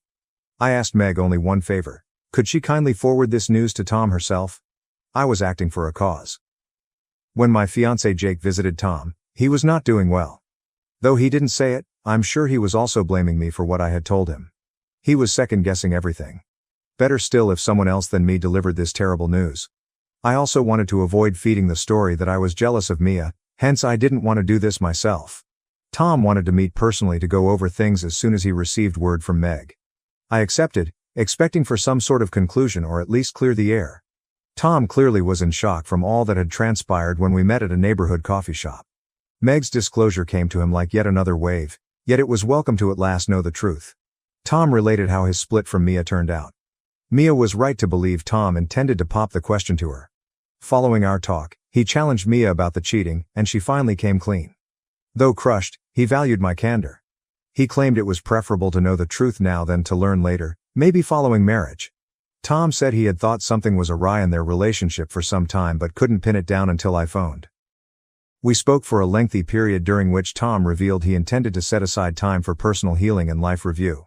Though it hurt, he appreciated me for having the guts to tell him the truth. Knowing I had done the right thing by being truthful with Tom, this chat brought me closure. Still, things with my family have not gotten better. My parents still support Mia. They think I was out of line and must make apologies. Focusing just on Mia's pain and neglecting the fact she cheated, They cannot seem to understand why I did what I did. Friends and relatives who learned about the circumstances have also been quite helpful. Many expressed shock at the way my parents behaved and praised me for defending what was right. Though I have a mixed bag of feelings, I am appreciative of the help from people who see my viewpoint. I'm trying to keep concentrated on the good and keep wedding planning underway. Despite the threats from his parents, Jake and I have decided to carry out our plans. We have changed the budget and are working to create the wedding unique without their financial support. Though I know the drama is not over, I am resolved to stick to my position. I refuse to allow Mia's behavior or the inclination of my parents define my existence anymore. I have to give my future with Jake top priority and my happiness. Hey, everyone. Every moment that passes makes my life seem to get more convoluted. About 4 days following my initial update, events changed dramatically and unexpectedly. Just as I felt the situation could not get worse, it did. Trying to concentrate, I was at work when Jake called urgently. Panicked, he told me to head straight home. Fuming something horrible, I rushed back. When I got here, Jake seemed obviously upset. He handed me a note that had dropped under our door. It came from a lawyer standing in for my parents. Over the consequences from Mia's failed engagement, they were threatening to sue me for emotional suffering and slanderous remarks. I was astounded. My own parents were suing me. The letter explained how my actions had destroyed Mia's reputation and brought her great emotional suffering. It called for a public apology, a retraction of my remarks on Mia's adultery, and a sizable payback in money. To be as nasty as possible, my parents had stretched every limit. My phone buzzed as I went over the letter. Mia was the one calling constantly. At last, looking for some answers, I took up Mia's voice carrying a mix of desperation and wrath. Saying I had destroyed her life and she had nothing left, she screamed at me. She said she had lost her work since Tom had informed colleagues and mutual acquaintances of hers about her adultery. The word had gone like wildfire, and she was today the target of rumors and criticism. She was deemed problematic, which resulted in her termination. Having my parents send me that legal fear, I felt Mia got what she deserved. She was inconsolable even though I tried to reason with her, stressing that she had to own her actions. Claiming that I had always wanted to see her fail, she charged me with being envious and bitter. The chat made me feel forlorn and exhausted. The rest of the evening, Jake and I went over our choices. Although we couldn't let my parents pressure us into compliance, we couldn't afford to get caught in a legal fight with them. This legal fight would simply mark the nail in the coffin, as I believe they knew we were already juggling our wedding budget. I contacted a lawyer for help the next day. The circumstances stunned him, but he reassured me our case was strong. He advised us to compile proof of Mia's adultery and how it affected her relationship to Tom. Should my parents carry out their threats, he also cautioned us to get ready for a counterclaim. All of this was going on when I got another unplanned call, this one from Tom's mother. Having heard about the circumstances, she wanted to thank me for guiding Tom toward the truth. Tom was devastated, she remarked, but he was glad to learn before committing himself for lifetime. She also said Tom intended to start again in another city. Her call provided a minor solace among all the turmoil. It let me realize that by being honest, I had done the right thing even with the instantaneous fallout. Though they may act as outrageously as they wanted, my parents and Mia would remain in the wrong. That weekend, things took yet another drastic turn. Unexpectedly showing up at our residence were my folks furious. They insisted on talking with me. Though Jake tried to calm them, it soon turned into a shouting contest.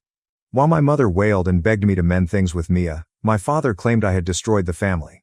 Should I fail to meet their expectations, they reiterated their threats to cut me off financially and go on with the lawsuit. I stayed put, not cowering into compliance. I told them I would not be sorry for speaking the truth. Mia's actions have consequences. My parents stormed out at the end of the confrontation, resolved to start the case. The next several days were a haze of emotional upheaval and legal discussions. Though Jake and I tried to concentrate on our wedding preparations, the tension was too great.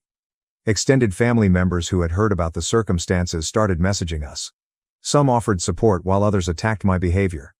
Although Jake didn't deserve all this drama, I really detested dragging him through it, but I was also appreciative of his unflinching support. In among all this, Meg, the childhood friend who had informed me of Mia's past infidelity, sent me an unexpected note. Should my parents want to take legal action, her offer to submit a statement regarding what had happened at her party may be very important proof. Meg's encouragement and the data we were compiling helped me to begin to see hope. Although it was obvious that this struggle was far from finished, I resolved myself to stick to what was right. As I am working on it, I also want to thank you all for being my support network during this period. Though it hasn't been simple, You have clearly shown me direction. I will see you folks a little. Hello, everyone. After several more days, the issue has gotten quite hot. Mia and my dad insisted on getting together personally to go over everything. Jake and I consented, believing this encounter could at last provide some clarity and closure. We agreed to get together in our place so we might manage the surroundings and steer clear of a public display. There was clear tension in the air as my parents and Mia showed up. When they sat down, I could see the expectation in their eyes. Though I had no intention of backing down, they most likely assumed I would be apologizing and begging for forgiveness. I began with tackling the elephant in the room. My parents and Mia looked perplexedly, obviously not expecting this. I informed them, I understand why everyone is here today, but before we go any further, I want to make one thing clear. I'm here to lay out the facts. I inhaled deeply and started making my point. I began with the couple months ago. I questioned Mia if it wasn't true that she handed me her phone during our double-date dinner and that I found she was chatting to Mike, her ex-boyfriend, when she was in a very committed relationship with Tom. She said she made a one-time error, but we both knew it wasn't accurate. Mia moved uneasily in her seat, her face pallid. I carried on, opening a folder loaded with proof. She confirmed that Mia had been found cheating with her boyfriend when I told her I had talked with Meg, who threw the party a year ago. This was a behavior trend, not a one-time error. I turned over a written statement Meg sent. Mia's parents and I looked at it, their expressions changing from uncertainty to shock. Still, that was only one thing. I also brought out more proof. Text exchanges between Mia and Meg in which Mia admitted to cheating and pleaded with Meg not to tell Tom. These timestamped signals were unambiguous and devoid of uncertainty. On the table I arranged the printed messages. Though this time it appeared more toward Mia than it did me, my mother gasped and my father's face became red with rage. At last, I turned to Tom and said in a letter, he spoke about how he approached Mia following our talk and how she finally admitted. He also detailed the emotional toll her adultery took on him and how it affected his choice not to pop the question. My parents found no words. Unable to dispute the overwhelming proof, they fixated on the paperwork before them. Tears welled in Mia's eyes, but she said nothing, clearly understanding the seriousness of the matter. I then addressed the lawsuit. Although my parents had threatened to sue me for emotional suffering and slander, based on the facts it was abundantly evident that what I had said was accurate. They lacked legal justification for their posture. Actually, if they went after this, I had a strong case for a counterclaim. The space was quiet. Clearly surprised and adjusting to the reality of the circumstances were my parents and Mia. Knowing that I had at last advocated for myself, I felt relief. For the last time, I told Mia I did this because it was the proper thing to do, not out of spite or jealousy.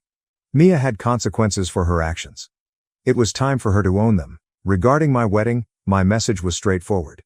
Either with or without their approval, everything was going forward as scheduled. We wouldn't allow someone to destroy our happiness. Jake and I would be getting married. Rising to indicate that the session was over, I hoped this would be a turning point for all of us. That brought me closure and I left the room. Though I am aware that difficulties lie ahead, I feel for the first time in a long time under charge of my own life. Although my parents and Mia can proceed with their case, now they know I will be squarely facing them and there is no good outcome for either of us. The encouragement of our friends and relatives keeps Jake and I forging ahead with our new life. Though the road to recovery with my sister and family will be long and challenging, we are ready to travel it together. Eventually, defending myself and acting morally offered a sense of tranquility I had been lacking for so long. Looking ahead, Jake and I know we are stronger since we confronted these obstacles squarely. Without the recommendations and encouragement in the comments, this would not have been feasible. All of you and your tales have taught me so much. Thank you, then farewell.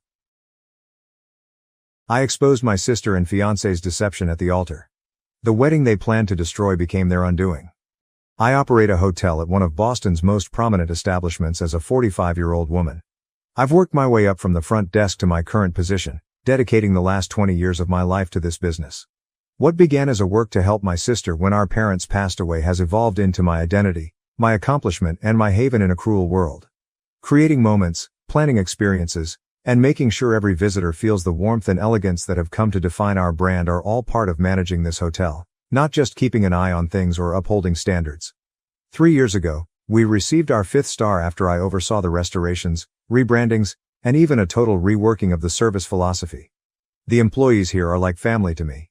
Many have been with me for more than 10 years, and they have seen me grow from a young, anxious boss to someone they respect and trust. They have helped me through the difficulties of raising my 35-year-old sister Rachel, filling in when she needed me at school functions or during those trying adolescent years when she found it hard to handle our parents' absence. Although Rachel currently works at a nearby cafe, our relationship has always gone beyond sisterhood. I was 25 years old, just starting my management training program, and suddenly in charge of a 15-year-old who had lost everything when our parents perished in that horrible tragedy. I became her best friend, mother, and sister all at once. Her welfare was my top priority in every choice I made and every promotion I sought. Our haven was the hotel. Rachel would complete her homework in my office during school breaks while conversing with the housekeeping staff and picking up French from our seasoned concierge. As she became older, she would assist at the front desk at peak times, and our frequent visitors loved her for her inherent charm. Despite the difficulties of those years, we managed to put a life together out of the pieces of our broken family. I was never interested in romance. Dating felt like an extra hassle between running the hotel and making sure Rachel had everything she needed. There were fleeting flirtations at industry gatherings and sporadic dinners with business associates, but nothing that ever seemed worth pursuing. My employees would make jokes about putting me up, but I consistently refused. I would tell them that Rachel was my child and the hotel was my husband. When 43-year-old Ethan arrived at our hotel 3 months ago, everything changed. The way he viewed everything made him stand out right away, not only because of his custom-made suit or his quiet assurance. The majority of our affluent guests were too preoccupied with their phones or their own significance to pay much attention to their surroundings. Ethan watched. He praised the delicate lighting that took me months to perfect, remarked on the vintage molding we kept throughout restorations, and pointed out the fresh flowers in the foyer. During check-in, he said, "Your attention to detail is extraordinary," his eyes looking directly into my eyes. "Even though I've stayed in hotels all over the world, this one is unique. You can sense the thought that goes into each detail." Those remarks struck a chord with me because they recognized the hotel's thoughtfulness and effort in addition to its beauty. When he inquired about nearby eateries, I found myself offering not only the customary suggestions but also my own personal picks. The undiscovered treasures I came upon on late-night strolls following especially trying days. We fell into what seemed to be a natural pattern throughout his 3-night visit. After his meetings, he would come back to the lobby lounge every evening, where he was in an ideal position to strike up a discussion with me whenever I walked by. He inquired intelligently about my professional background, the hotel's past, and my future goals. Ethan appeared truly interested in every detail. In contrast to most visitors who view such discussions as merely being polite. Instead of doing the customary corporate checkout on his last morning, he left a handwritten message that read, "Your enthusiasm for the place is inspiring. How about we carry on our conversation over dinner?" He gave me his personal phone and said he understood if I wanted to keep connections professional. There's so much more I'd love to learn. I debated whether or not to text him for hours. When Rachel came into my office that afternoon, she saw that I was preoccupied and demanded to see the message. "You have to call him." More excited than I had seen her in years, she exclaimed. "When was the last time someone actually took the time to get to know you, not just your job?" Everything changed after that first dinner. Similar to my enthusiasm for hospitality, Ethan talked passionately about his work in investment banking. Just as I saw the delicate dance of managing a premium hotel, he explained complicated financial tactics in a way that made them sound like art. He listened to my mention of my parents with sincere compassion, offering his own stories of resiliency and loss. Months passed, and our bond grew faster than I should have been concerned, but Ethan made it all seem normal, even inevitable. Always keeping in mind the preferences of my employees, he would surprise me with lunch at work. He demonstrated an amazing recall of every small detail I had shared about Rachel on our weekend excursions, even swinging by to provide encouragement and inquire about her job at the cafe. He informed me, "You're different," one evening as we were strolling around the waterfront. "By now, most people in your situation would be burned out and jaded from dedicating so much of themselves to their families and jobs. However, you've managed to strike a lovely mix between professionalism and sincere friendliness. Finding someone who genuinely appreciates the importance of creating experiences for others is uncommon." 2 months into our relationship, over a private dinner at a fancy restaurant with a view of the harbor, the proposal was made. The ring was exactly what I would have picked for myself, elegant without being garish. As he knelt next to our table, Ethan talked about creating a future together while a string quartet played sweetly in the background. "When you find someone who shares your beliefs and commitment to greatness, why wait? I know this seems fast," he acknowledged. "Allow me to be a part of your universe and assist you in building something even more remarkable than what you have already accomplished." When Rachel learned that she was engaged, her reaction was intense. Tears were running down her cheeks as she gave me a hard hug. "At last," she said. Someone deserving of you. I was genuinely moved by her excitement as she immersed herself into the wedding planning. We stayed up late talking about specifics and exchanging aspirations and wishes for the future, as if we were teenagers once more. The wedding preparations moved swiftly forward. I deserved to be the focus of attention for once in my life, so Ethan insisted on throwing a lavish celebration. He was comforting when I raised concerns about the expenses. His suggestion was to combine our resources. I saved for our honeymoon and future house, you saved for the wedding. I take it that we are now partners. Rachel insisted on handling a lot of the wedding planning so I could concentrate on managing the business. She managed the guest list, set up samples, and communicated with vendors with a level of efficiency that made me think of myself. You've taken care of everyone else for so long, she replied. Let me handle this for you. The hushed phone conversations that ended abruptly when I walked in the door, the occasional glance between Ethan and Rachel during our family dinners, and the unexpected coincidences of them running into each other when I was preoccupied with work-related emergencies are some of the indications that I chose to ignore. Everything fell apart yesterday. When Ethan hurried off to what he claimed was an urgent client meeting, he left his phone behind and came to my office to discuss final wedding plans.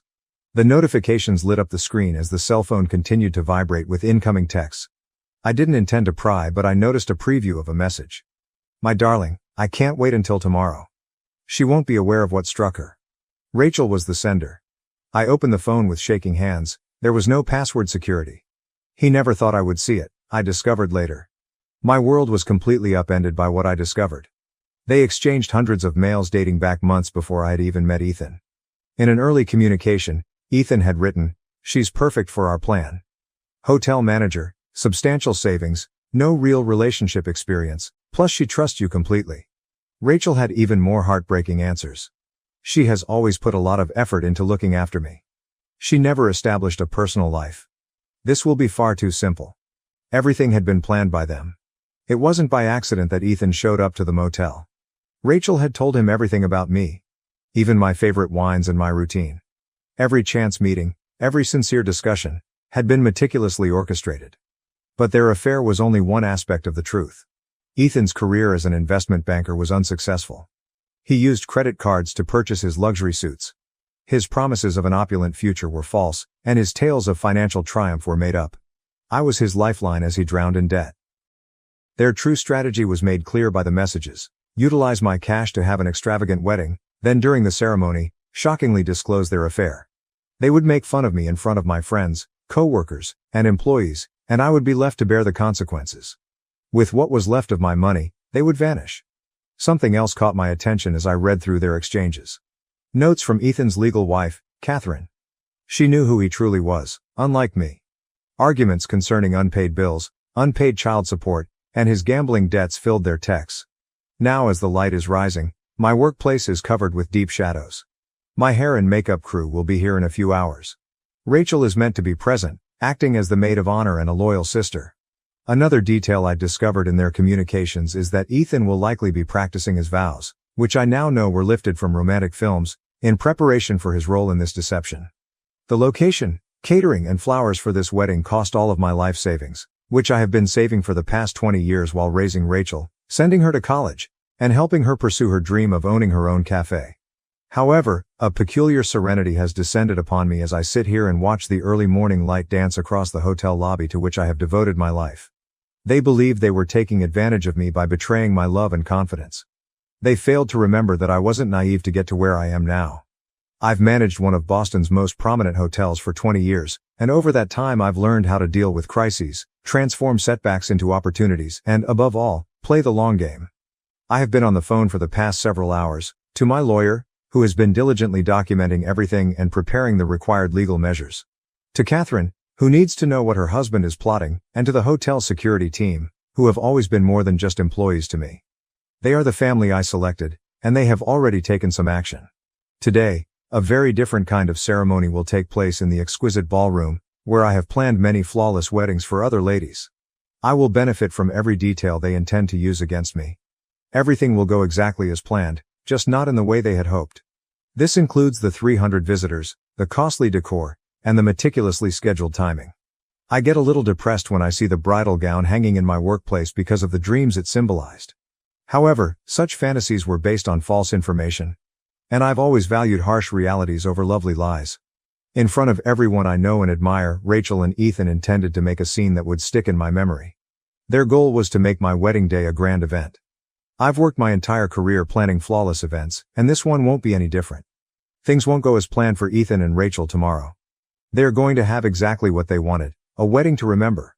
After all, I've learned one important lesson in my 20 years of hotel management: although the client isn't always right, they always receive what they are entitled to. The city is now painted in tones of gold as the sun has fully risen. Time to get ready for the once-in-a-lifetime performance. They believed they were the show's directors, but they are going to find out who actually controls this establishment. In contrast to them, I never let my audience down. Update. This morning, Catherine showed up at my hotel office. She produced a stack of financial paperwork, including evidence of Ethan's debts, unpaid child support, and the loans he had taken out using their shared assets as security. She was a composed woman in her early 40s with a calm intensity that mirrored mine. She put the documents on my desk and added, "He's been doing this for years." Spread elaborate stories about his wealth, targeting successful women. But this is the first time he's worked with an accomplice. I mentioned Rachel's involvement, and her voice caught a little. The following hour was devoted to going over messages and contrasting timings. The holes in my discovery were filled by Catherine's record. Ethan had a recurring pattern of extravagant credit card purchases, seducing women, and then vanishing with their money. Rachel's involvement, which gave his scam more legitimacy, was the only thing that was different this time. After that, my lawyer showed up and went over everything we had collected. "This isn't just fraud," she clarified. She has already prepared emergency petitions to freeze accounts and stop any attempts to transfer funds, saying, "It's a conspiracy. And with the evidence of their planned public humiliation, we can add emotional distress to the charges." Both of them continued to send messages throughout the morning. Rachel texted to say that she was happy to pick up the flowers. Fake concern filled Ethan's voice as he called twice to discuss last-minute plans. Every interaction seemed like a new betrayal when I didn't respond, but I remained silent. A discreet briefing has been given to the hotel staff. The purpose of the security cameras is to record everything. Disguised as service personnel, police officers have been placed subtly throughout the hotel. They are awaiting my cue, prepared to take action as soon as the fraud evidence is made public. Catherine went into further detail about their marriage, including how Ethan would go missing for months at a time and then come back with long-winded justifications and vows to reform. For years, she has been accumulating evidence in anticipation of the ideal time to take action. It was like giving her the last puzzle piece she had been attempting to complete when I contacted her last night. The cosmetics artist set up in my own suite an hour ago. In an apparent attempt to coordinate with Ethan for their big performance, Rachel texted that she would be late. A lovely reminder of how quickly fantasies may be turned into a weapon is the bridal gown hanging, ready. When Ethan's parents first arrived, they had no idea what their son really was. The reporters I reached out to pretend to be wedding photographers, eager to capture every moment. Ethan will not be aware of Catherine's presence until the ideal time, as she will be seated in the front row. The required paperwork has been prepared by her lawyer for prompt action. The frequency of Rachel's messages is increasing, and there is a tinge of anxiety in them. "Are you all right?" she inquires. "You seem distant." If it weren't so terrible, the irony of her worry would be funny. This is the result of 20 years of sisterhood. Though not for the purpose they intended, the location is turning into the ideal stage. Instead, every detail they planned to embarrass me would double as the background for their publicity. When I look at my reflection in the office window, I see someone who has spent decades controlling chaos rather than a victim. They believed they were planning the ideal scam, but they would soon discover who is actually in charge of this operation. Update 1. Just now, the makeup artist completed her job. This isn't the bridal preparation I had envisioned, and every brushstroke serves as a reminder. My mirror displays expertly done makeup and flawless contouring. They expect me to be a blushing bride, and I look just that. When Rachel did show up, she rushed into the bridal room with an armful of flowers and that phony smile that I can now see clearly. She embraced me with what seemed like real warmth and said, "You look stunning." How long has she been this skilled at acting?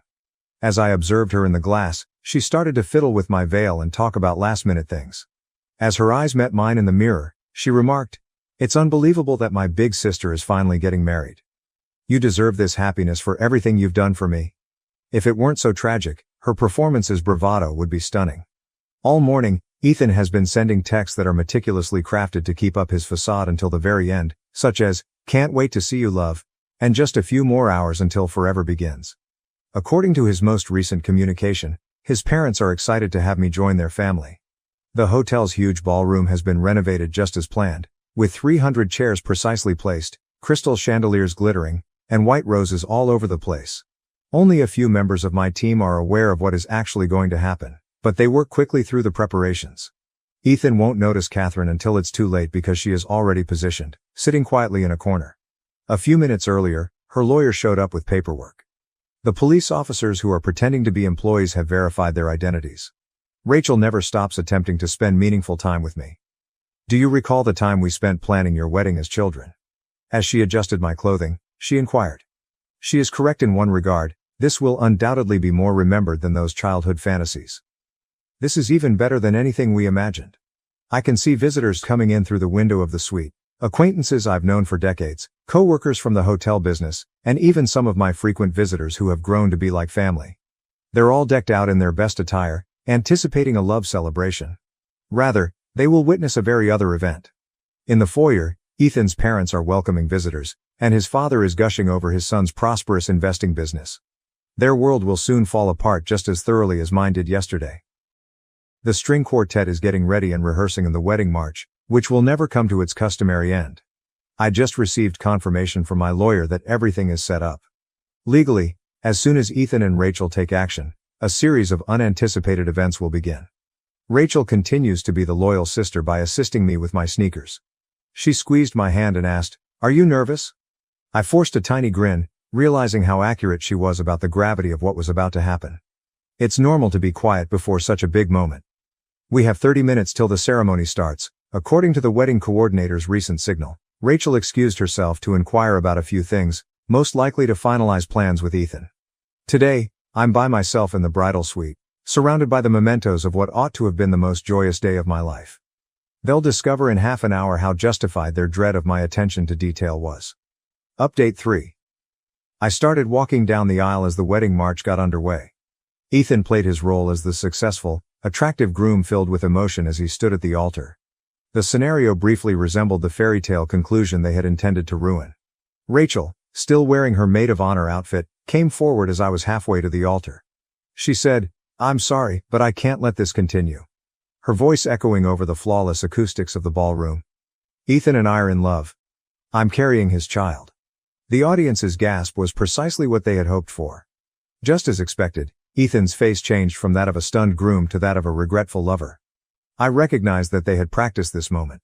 Their spectacular surprise had been meticulously arranged. Ethan said, walking over to me, "Grace, you've been nice to us, but Rachel and I—" My voice was clear and calm when I interrupted. I motioned toward the rear of the room, and the big screens that had been used for wedding pictures came to life. "Let me handle the announcements from here." The meticulous preparation, the premeditated deception, the jokes about my confidence, and their planned betrayal were all visible in magnified form. Catherine got up from her chair and walked slowly in the direction of the altar. Ethan's expression turned pale. She said, "Hello, darling." Her voice piercing the startled quiet. "Surprised to see your wife here?" There was another round of gasps when the word wife reverberated around the ballroom. The policemen who had been pretending to be employees took their places. With paperwork in hand, my attorney came forward. Financial information started to slide on the screens, the theft, the fraud, the complex strategy they had devised. "Ethan Thompson," declared the lead detective, "you are being held on charges of grand theft, fraud, and conspiracy. Miss Rachel Anderson, please remain where you are." Rachel's expression fell flat. The self-assured smile gave way to fear. She reached for me and pleaded, "Grace, please. You don't understand. He said that once we had your money, we'd be together." Finally expressing my rage, I said, "Once you had my money? You'd run away together, start a new life with the savings I earned while raising you." When Ethan attempted to flee, the hotel security guards were prepared. All the exits were closed. His father got up and demanded answers. He received copies of the evidence, his son's dishonest past and the list of deceived women, instead of replies. Ethan's assets were frozen and divorce papers were served to him by Catherine's lawyer. As the cops carried Ethan away in handcuffs, the visitors watched in stunned silence. Rachel stayed motionless, tears running down her cheeks. She muttered, "What's going to happen to me?" I said icily, "That depends on the district attorney." She was escorted out of the ballroom by 2 officers. The click of handcuffs marked the end of 20 years of sisterhood. My hotel personnel navigated the turmoil with efficiency, guiding guests to the reception area. Surrounded by the flowers and decorations intended for a completely other event, I found myself feeling oddly at ease as I stood in the empty ballroom afterwards. Even while the betrayal still hurt, it was somewhat satisfying to see their well-thought-out strategy fall apart. Catherine's case appeared strong, and Rachel was assisting the prosecution. There would be several courtrooms where justice will be served. A month has passed since the wedding that never happened, because both Ethan and Rachel decided to collaborate with prosecutors after realizing the strength of the evidence against them. The court case proceeded more quickly than anticipated. I was given $50,000 in damages from Ethan by the court, but getting it will be a completely different story. The judge's remarks regarding their plan's premeditation and the breach of family trust were especially severe. Ethan is currently facing criminal charges in 2 additional states, and Catherine's plea for retroactive child support was also successful. Throughout the proceedings, Rachel made multiple attempts to get in touch with me. "I know I can never make this right," she said in one message, "but please, you're the only family I have." I erased all of her messages without answering. The sister I thought I knew, the one I reared, never existed. According to my lawyer, Rachel may be able to avoid jail time by cooperating with the prosecution, but she will probably still be subject to probation and required reparation payments. She used to talk about wanting me to be an aunt someday, so the fact that she is still carrying Ethan's child feels like a cruel joke. Once more, although in a different way, the hotel has turned into my haven. I was really struck by the loyalty of my workers during the entire event. They have surrounded me with a protective circle, answering phones, rerouting intruders, and making sure I can concentrate on what I do best, managing this establishment. Quickly, word got out about the failed wedding and the arrests that followed in the hotel business. Unexpectedly, it has improved rather than harmed my reputation. "Takes real strength to handle that kind of betrayal with such dignity," said one of my frequent clients. In a long letter, Ethan's parents expressed their sadness and embarrassment. I turned down their offer to pay for the wedding. Money was never the point of this. It has to do with family and trust. I've already transformed the intended improvements for the honeymoon room into a brand new corporate conference space. I've kept in touch with Catherine, exchanging details on Ethan's current legal issues and offering support for one another's court challenges. She has turned into a surprising ally who genuinely recognizes the extent of his dishonesty. "We're both better off knowing the truth," she stated to me, "no matter how much it hurts. I still have the bridal gown hanging in my wardrobe. Something prevents me from making the final decision to donate it, even though I should probably. Perhaps it serves as a reminder of what I learned about my own strength rather than what I lost. The woman who purchased that outfit was incredibly naive in her trust. Now the owner, a woman, is aware of this. I've kept Rachel's old room ready for her over the years, and her belongings are still there. I finally packed everything into boxes yesterday and gave a storage firm a call. It will be held for 30 days. I forwarded the information to her via my attorney.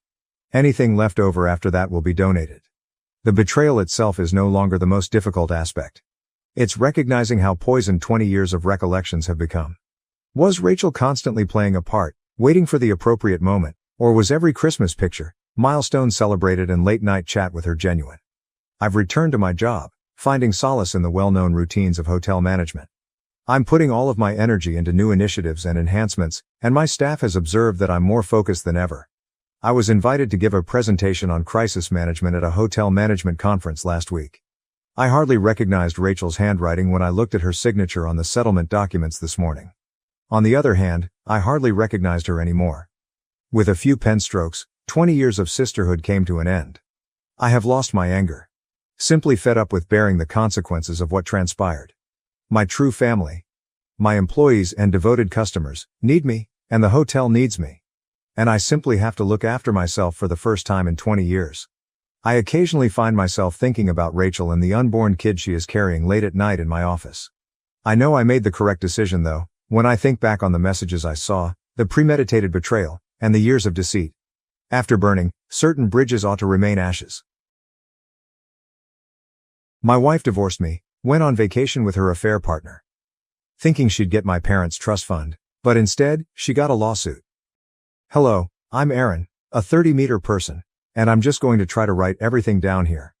I've known my pals have been friends with me my entire life because they claim that I'm the trust fund baby. They always attempted to get close to me, assuming I would be sponsoring alcohol at parties and holding extravagant parties all over the world.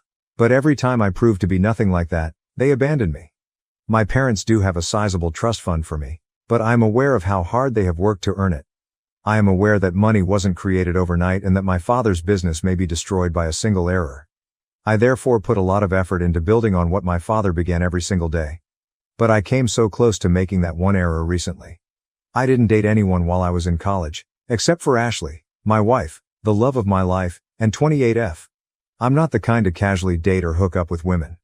My goal was to date in order to get married. But I drew all the wrong kinds of company when word got out about my parents' wealth. You know, having money makes you popular and makes others want to live off of you. I did occasionally sponsor alcohol and lend money to some of my friends, but nothing extravagant. Nothing that one would anticipate from a trust fund baby. I think it's okay to do things in moderation. In fact, it's crucial because you have to be a member of society. I therefore made an effort to be liked by everyone, although I hardly ever trusted anyone. I met Ashley at my graduation celebration.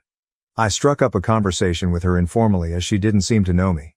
We hit it off right away. After exchanging phone numbers, I took her to McDonald's for our first date. We had an incredible time.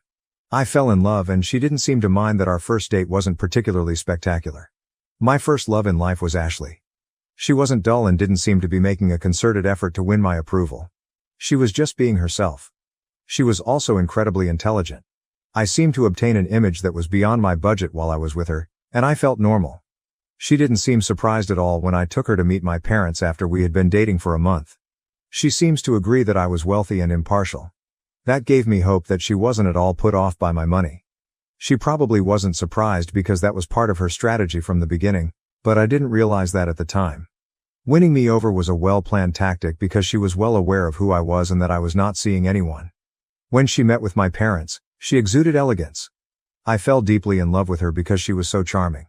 The first female I ever took home was her. My parents were ecstatic about me. She never took any expensive presents from me during the year we dated.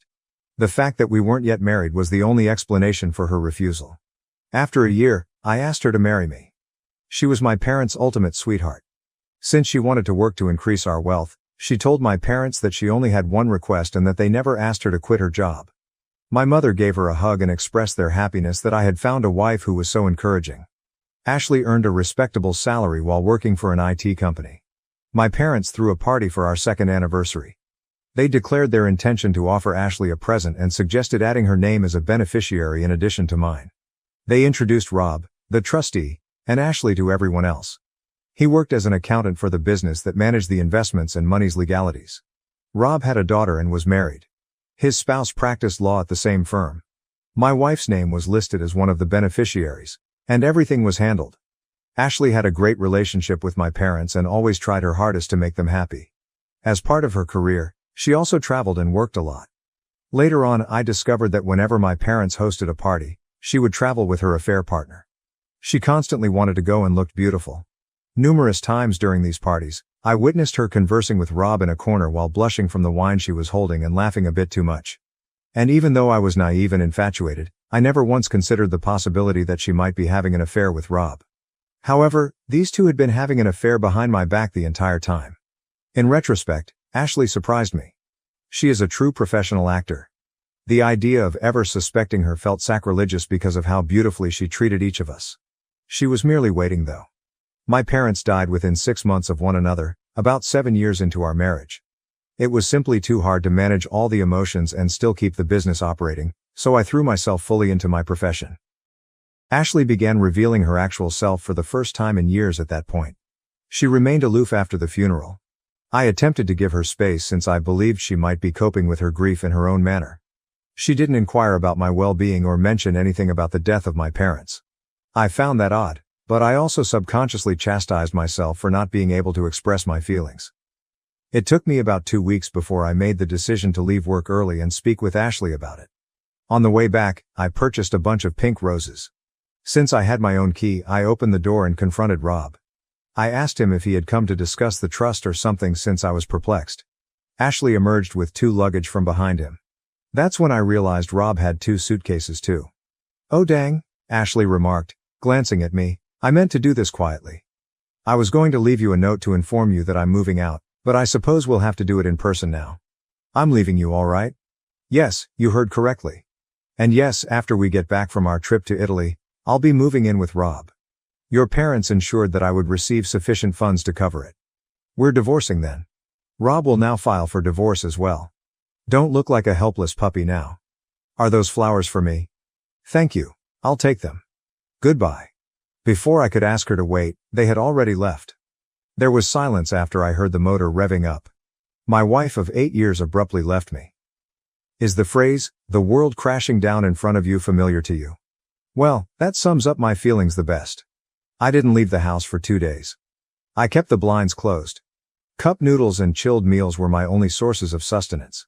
I was afraid of the silence, so I never switched off the TV. I had no desire to take a bath.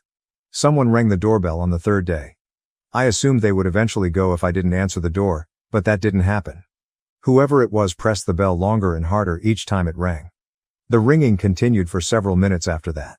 Someone was now hammering on the door. "I know you're in there, open up right now," a woman's voice said. "I won't go until I have a little conversation with you." I assumed it was Ashley, but then I recalled that she and Rob were on vacation in Italy. I felt a new surge of melancholy at the concept. I dragged myself out of bed and began opening the door because the banging and knocking wouldn't stop. A woman with red hair wearing a two-piece suit was waiting for me when I opened the door. It appeared as though she would eat my head off. "Your wife fled with my husband," she remarked. "It won't assist anyone to sit here and be a wimp. In 15 minutes, get up, take a bath, and enter the living room. We have a lot to discuss." As soon as I didn't answer, she opened the door, met my eyes and said, "You stink." "Okay, Mom," I said before I went to the restroom. "I heard that," she yelled back. I laughed in spite of themselves. After my bath, I felt somewhat human again, and the living room looked immaculate when I got back. The kitchen was no exception. Rob's wife, Sandra, gave her introduction. She explained that she had been attempting to contact me at my workplace for the past 2 days but was unable to do so, so she ultimately made the decision to come to my house. She was serious. What she was telling me was unbelievable. Sandra claimed that, similar to me, she was unaware that Rob was unfaithful to her. Only 2 days ago, when he left the house and promised to send his assistant to get the rest of his belongings, did she find out. Her world was broken, just like mine was, but she didn't mope about it. She began to dig. She started by looking through Rob's laptop.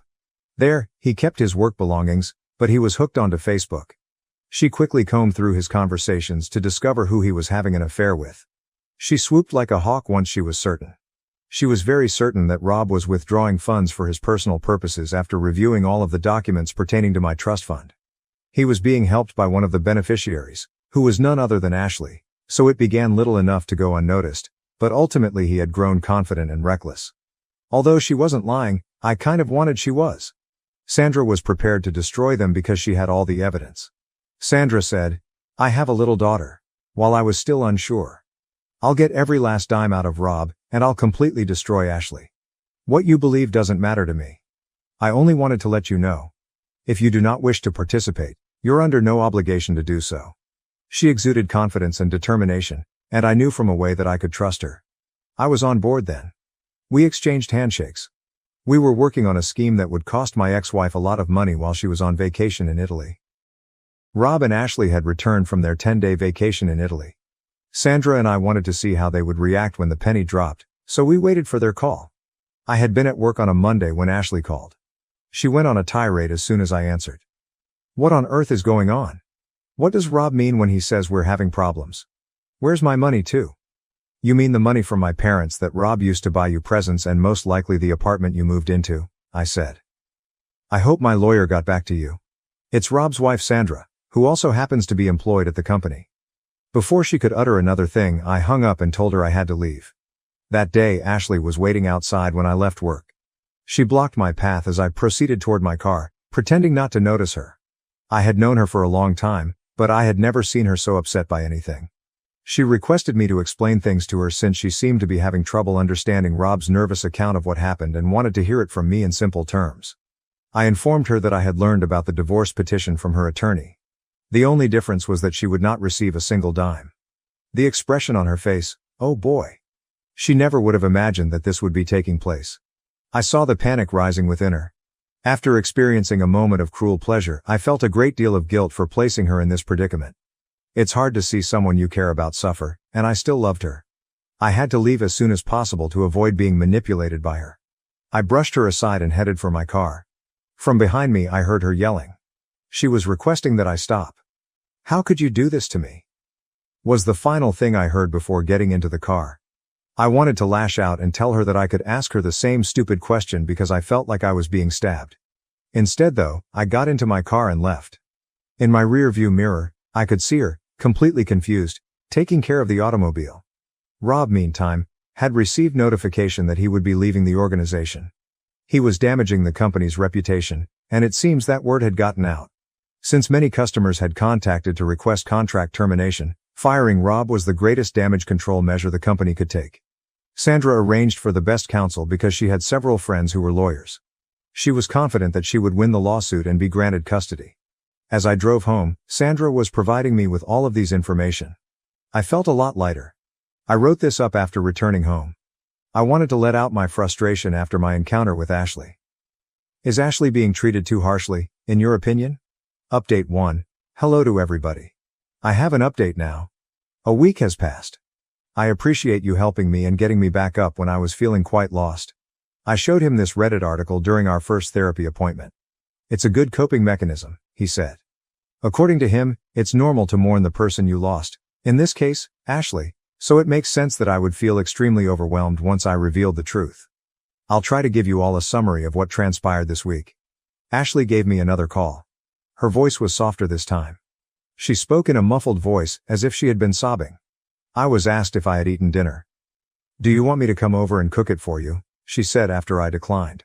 I was surprised. She stated she would be at my house in 30 minutes, so I assumed she interpreted my silence as a yes. No, you won't," I responded, finally finding my voice. "Are you serious? You want to come here, make me supper and set up a playhouse after what you did?" "No, darling," she said. "We can talk, even though I know things haven't been well." At the time, I was going crazy. At this moment, I believe I yelled, "Bad? Do you think what you did was bad? Simply awful? It was evil. It was self-centered and cruel. You're going to hell with it. I would never again want to see your face. What the devil is wrong with you?" I felt like throwing up at the next thing she uttered. "I should stop overreacting," she said. For me, I believe it marked a turning point. At this time, I saw her true self, a woman who didn't regret her acts at all and would do it all over again in a heartbeat, despite the remorse I had been feeling for hurting her. The call was a trap, an attempt to control me. She was unaware of my realization and continued to complain about how I was portraying her in the lawsuit as a gold digger, even though she was actually making money and had a job. I wanted to let her know that I had paid off all of her student loans, so if she was now living nicely, it was thanks to my family and me.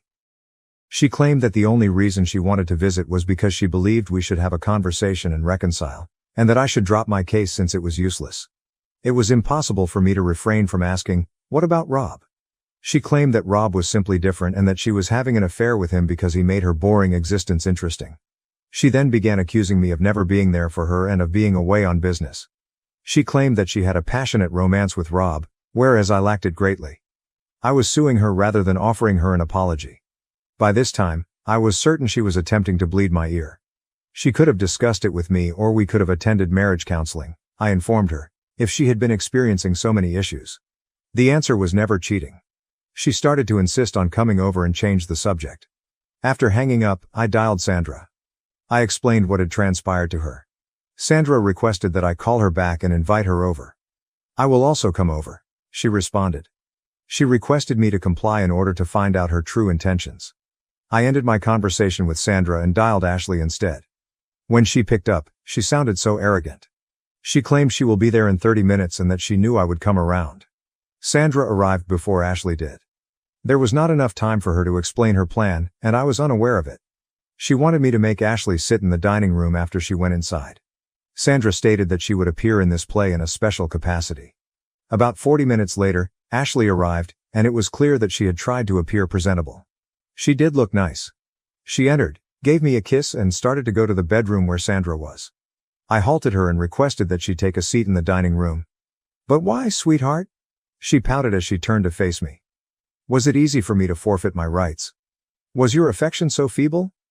Baby, will you not stand up for us?" It was then that Sandra emerged from the bedroom. Ashley muttered something along the lines of, "What the hell?" as she appeared too astonished to talk. Ah, finally, we meet the woman who is dating my useless husband Rob the cheater, Sandra stated with a smirk to Ashley. You did indeed forfeit your right to the bedroom, I see. Ashley turned to face me and said, how could you so simply replace me? After stealing all of my joy, you're having an affair with Rob's wife. We owe a lot of money, and now we won't even receive the money from the trust fund. Rob is currently unemployed, and it's unclear who released the information. I could also lose my job. You're incredibly self-centered. What do you mean we have debts? Sandra interrupted. Is it comparable to a joint loan? Are you withdrawing the money and assisting Rob and Miss BL or what? Ashley swung her around. Then absolutely, I was. Rob has had my support from the beginning. Do you believe he could have organized such a thing himself? Of course I aided him. Not like you, wicked witch. You have treated him in a condescending manner. He chose me over you for that reason. Leave this place. When your husband is unemployed, how are you able to be here? Why in the world don't you support him and make a statement in his favor? After giving me a charming smile, Sandra informed me that she believed I should send Ashley home. The task was completed. After receiving the signal, I held the door open for Ashley. Ashley hurled a barrage of insults at us as she walked out. What just happened? I asked Sandra as she was leaving. Sandra winked at me after pressing stop on a tape. We got a confession, Aaron, she exclaimed with excitement, her eyes gleaming. We'll destroy them. She heard me say, I'm not letting both of them escape. That's Sandra for you, my friends. She is cruel and cunning. I would be afraid of her if I were Rob and Ashley. She simply performs her job too well. Sandra admitted before leaving that she was the one who had clearly leaked the Rob news. I informed her that I was picking up on her intelligence and that I had at least deduced that she was involved. I'll keep you guys informed. At last, the game is starting. Update 2. I'm back with an update, which I think is a bit early, but I couldn't wait to share it with you all. Sandra is an incredibly vicious murderer. She explained everything in detail and submitted the recording to Ashley's employer. In the note, she stated that someone who would go to such efforts to deceive her loved ones wasn't a trustworthy employee and would likely attempt to steal money from them if she saw a chance. Sandra also had a long-standing friendship with one of Ashley's business colleagues. Sandra's buddy quickly withdrew from a transaction she was about to support, claiming that she had doubts about the reliability of several team members. The agreement was therefore off the table. When Ashley's supervisor heard the news, he was completely distraught. To salvage the deal, they acted quickly and dismissed the offending individual. That's all. My ex-wife was abruptly let go from the corporation. Both of them are currently unemployed and in debt. Sandra informed me that she had been receiving constant calls from Rob. He began messaging her when she didn't answer. She disabled his number and urged him to stop bothering her. I'm having a great time right now. According to my therapist, who I've been seeing, Ashley ought to serve as a case study on narcissism. That was kind of amusing, lol. After a long time, I burst out laughing. In any case, I'll update you all. Oh, did I mention that Rob had been arrested? Ashley apparently had to take money out of her savings account to cover his bail. Serve them well, lol. For now, goodbye. Update 3. Sandra gave me a call this morning. She was enraged. Rob apparently rang her doorbell intoxicatedly early in the morning and continued to abuse her. The entire incident was captured on her security camera. He tried breaking in when Sandra begged him to leave. Only after Sandra threatened to call the police did he go. The worst part of the entire situation was that Sandra and Rob's daughter, Emily, woke up as a result of all the noise. She witnessed the events and is now traumatized. Children typically suffer after divorce, but witnessing your father go drunk on your doorstep, yelling at your mother, and attempting to break into the house is an entirely different matter. Since then, Emily has refused to leave her room. Sandra needed to go to the police station to file a restraining order, so she asked if I could come over. At such short notice, she was unable to hire a babysitter. I assured her I didn't mind and asked them to call me at work if they needed anything. Sandra went out the door as soon as I arrived. Since Emily hadn't even had breakfast, she advised me to offer her some food if she came out. I went to knock on Emily's room as soon as Sandra left. I got a pin and shattered the lock when no one answered. I have no idea why, but I was feeling suspicious. I was contemplating the worst-case situations during the stillness. I was unable to remain motionless while the youngster was in pain. There was no one in the room when I rushed in, and I was breathing heavily. Then I noticed a slight movement. Emily was concealed beneath the bed. With the exception of her hair, the 3 or 4-year-old daughter looked exactly like her mother and was staring at me with fear in her eyes. She stammered in terror and managed to ask me if Rob had sent me and if I was her dad's buddy. I got down on my knees and said hello. I explained to her that I was actually her mom's friend rather than her father. At that, she appeared to calm down a little.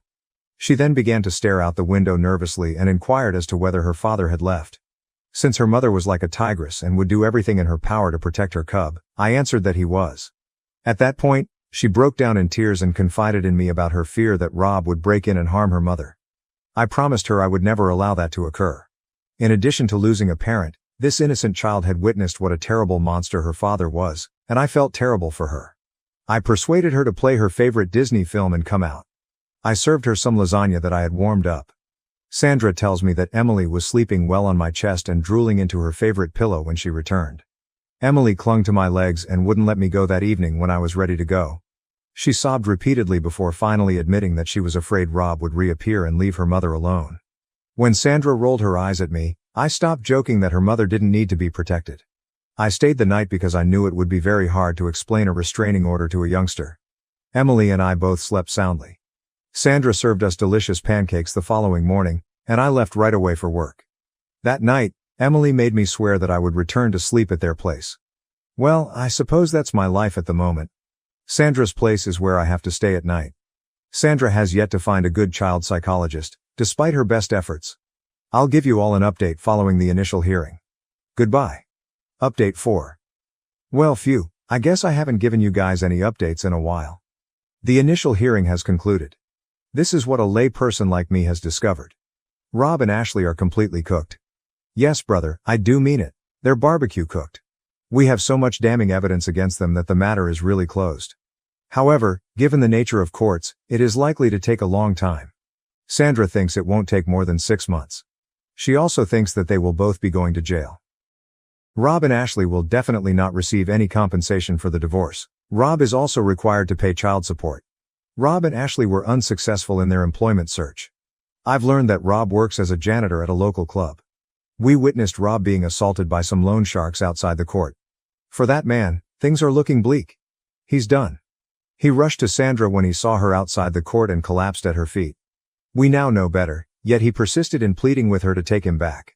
According to Sandra's attorney, Rob won't even be granted visitation rights because the case is so strongly in Sandra's favor.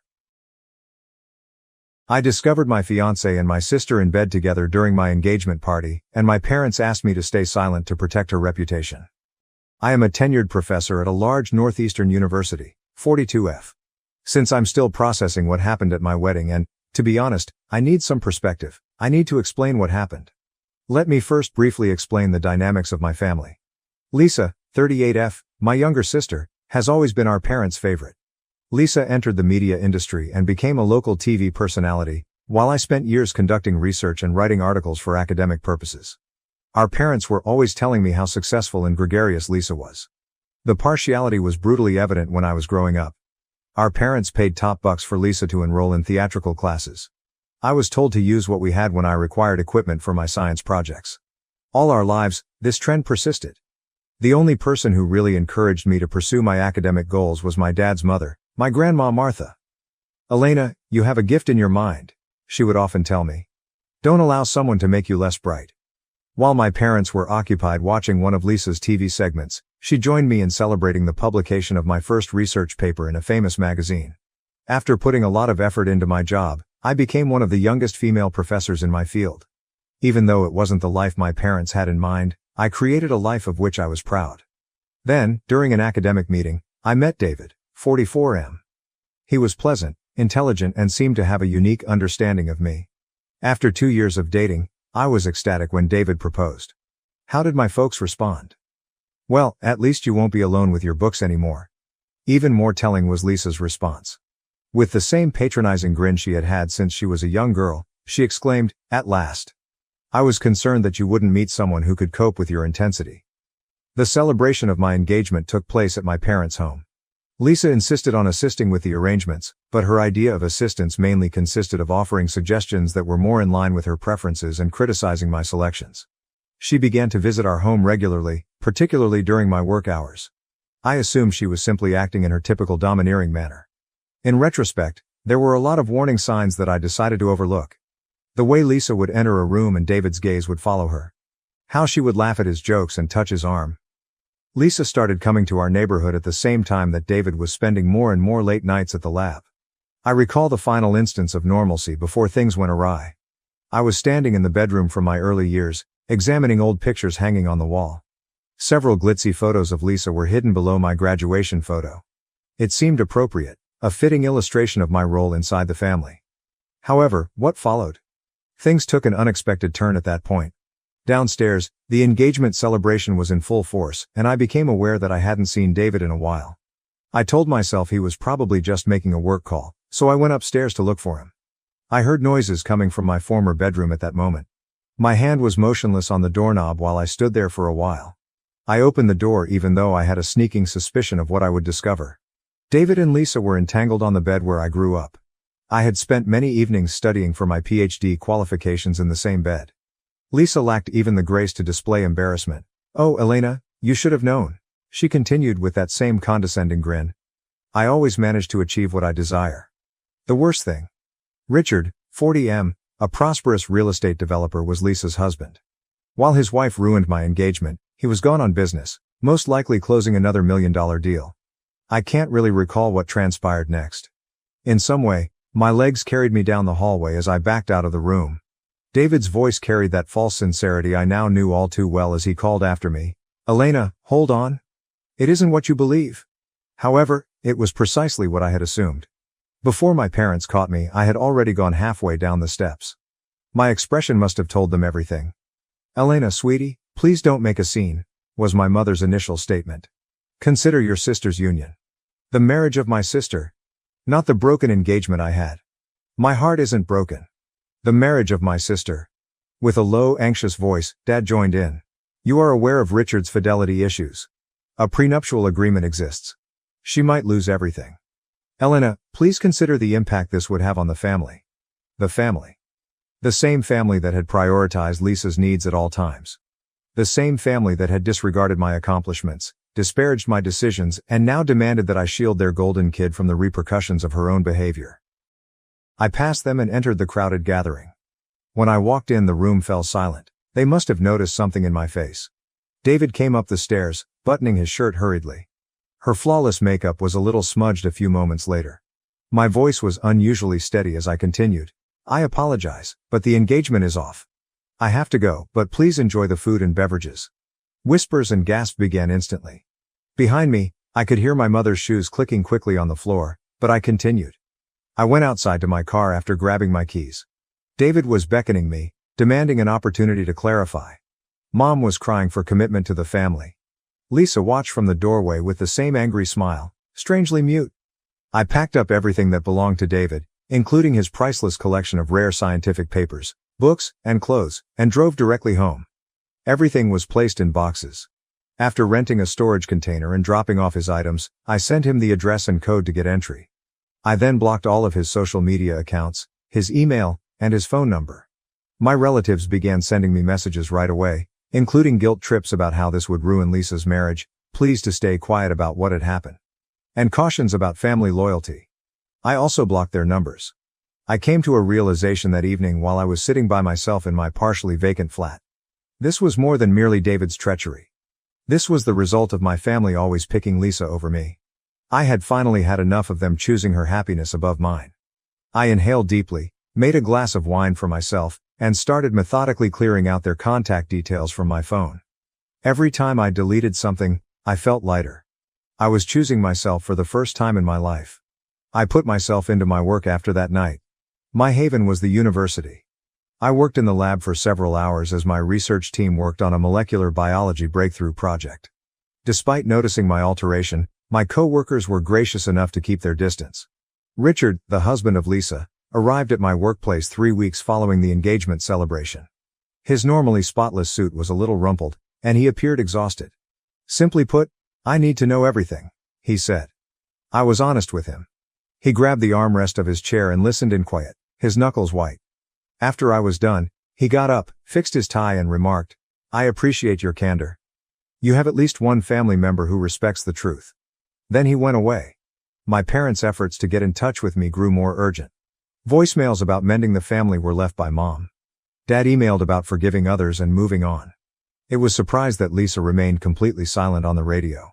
My grandma later told me that Richard was divorcing them and had left their home. My pillar of support throughout this period was my grandmother Martha.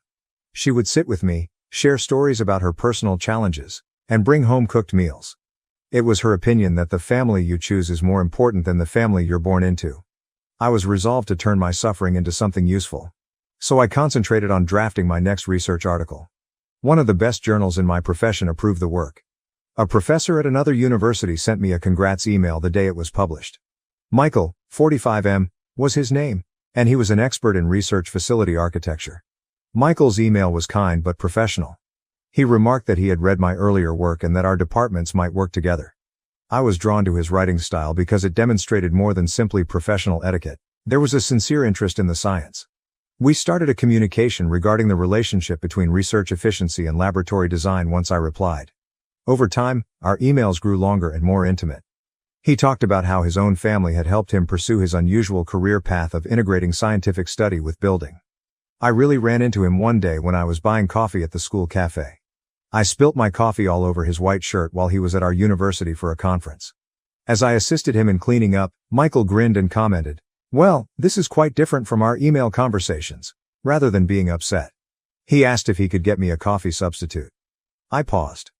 I had vowed to never date again after David, especially in academic settings. However, Michael was different in some way. Perhaps it was the way his eyelids wrinkled when he grinned or the fact that he made no effort to impress me with his academic background.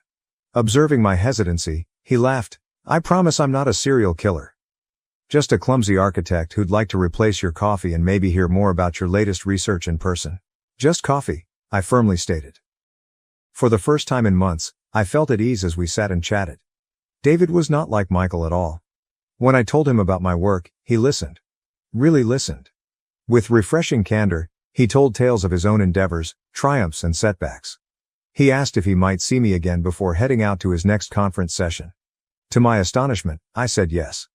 I sat in my office that night and gazed out over the campus. I felt hope, something I hadn't felt in a long time, when the quad was covered in long shadows from the sinking sun. Not only for a possible romance, but also for the chance to create a life that was really mine, free from Lisa's persistent influence and my family's expectations. My mother texted me, "Lisa is having a hard time." And my phone chimed. "Richard is acting irrationally. She requires her sister." I took a good look at the mail before deleting it without replying. After being torched, certain bridges ought to remain burned. Rather, I opened my email and started composing a letter to Michael regarding a joint study project I was considering. I grinned as I typed, recalling how his eyes had brightened when we talked about the possibilities of multidisciplinary study. Perhaps, just possibly, this was the start of something genuine. Something that was exclusively mine, unaffected by the poisonous relationships of my past. Update 1. 6 months have passed since my previous post.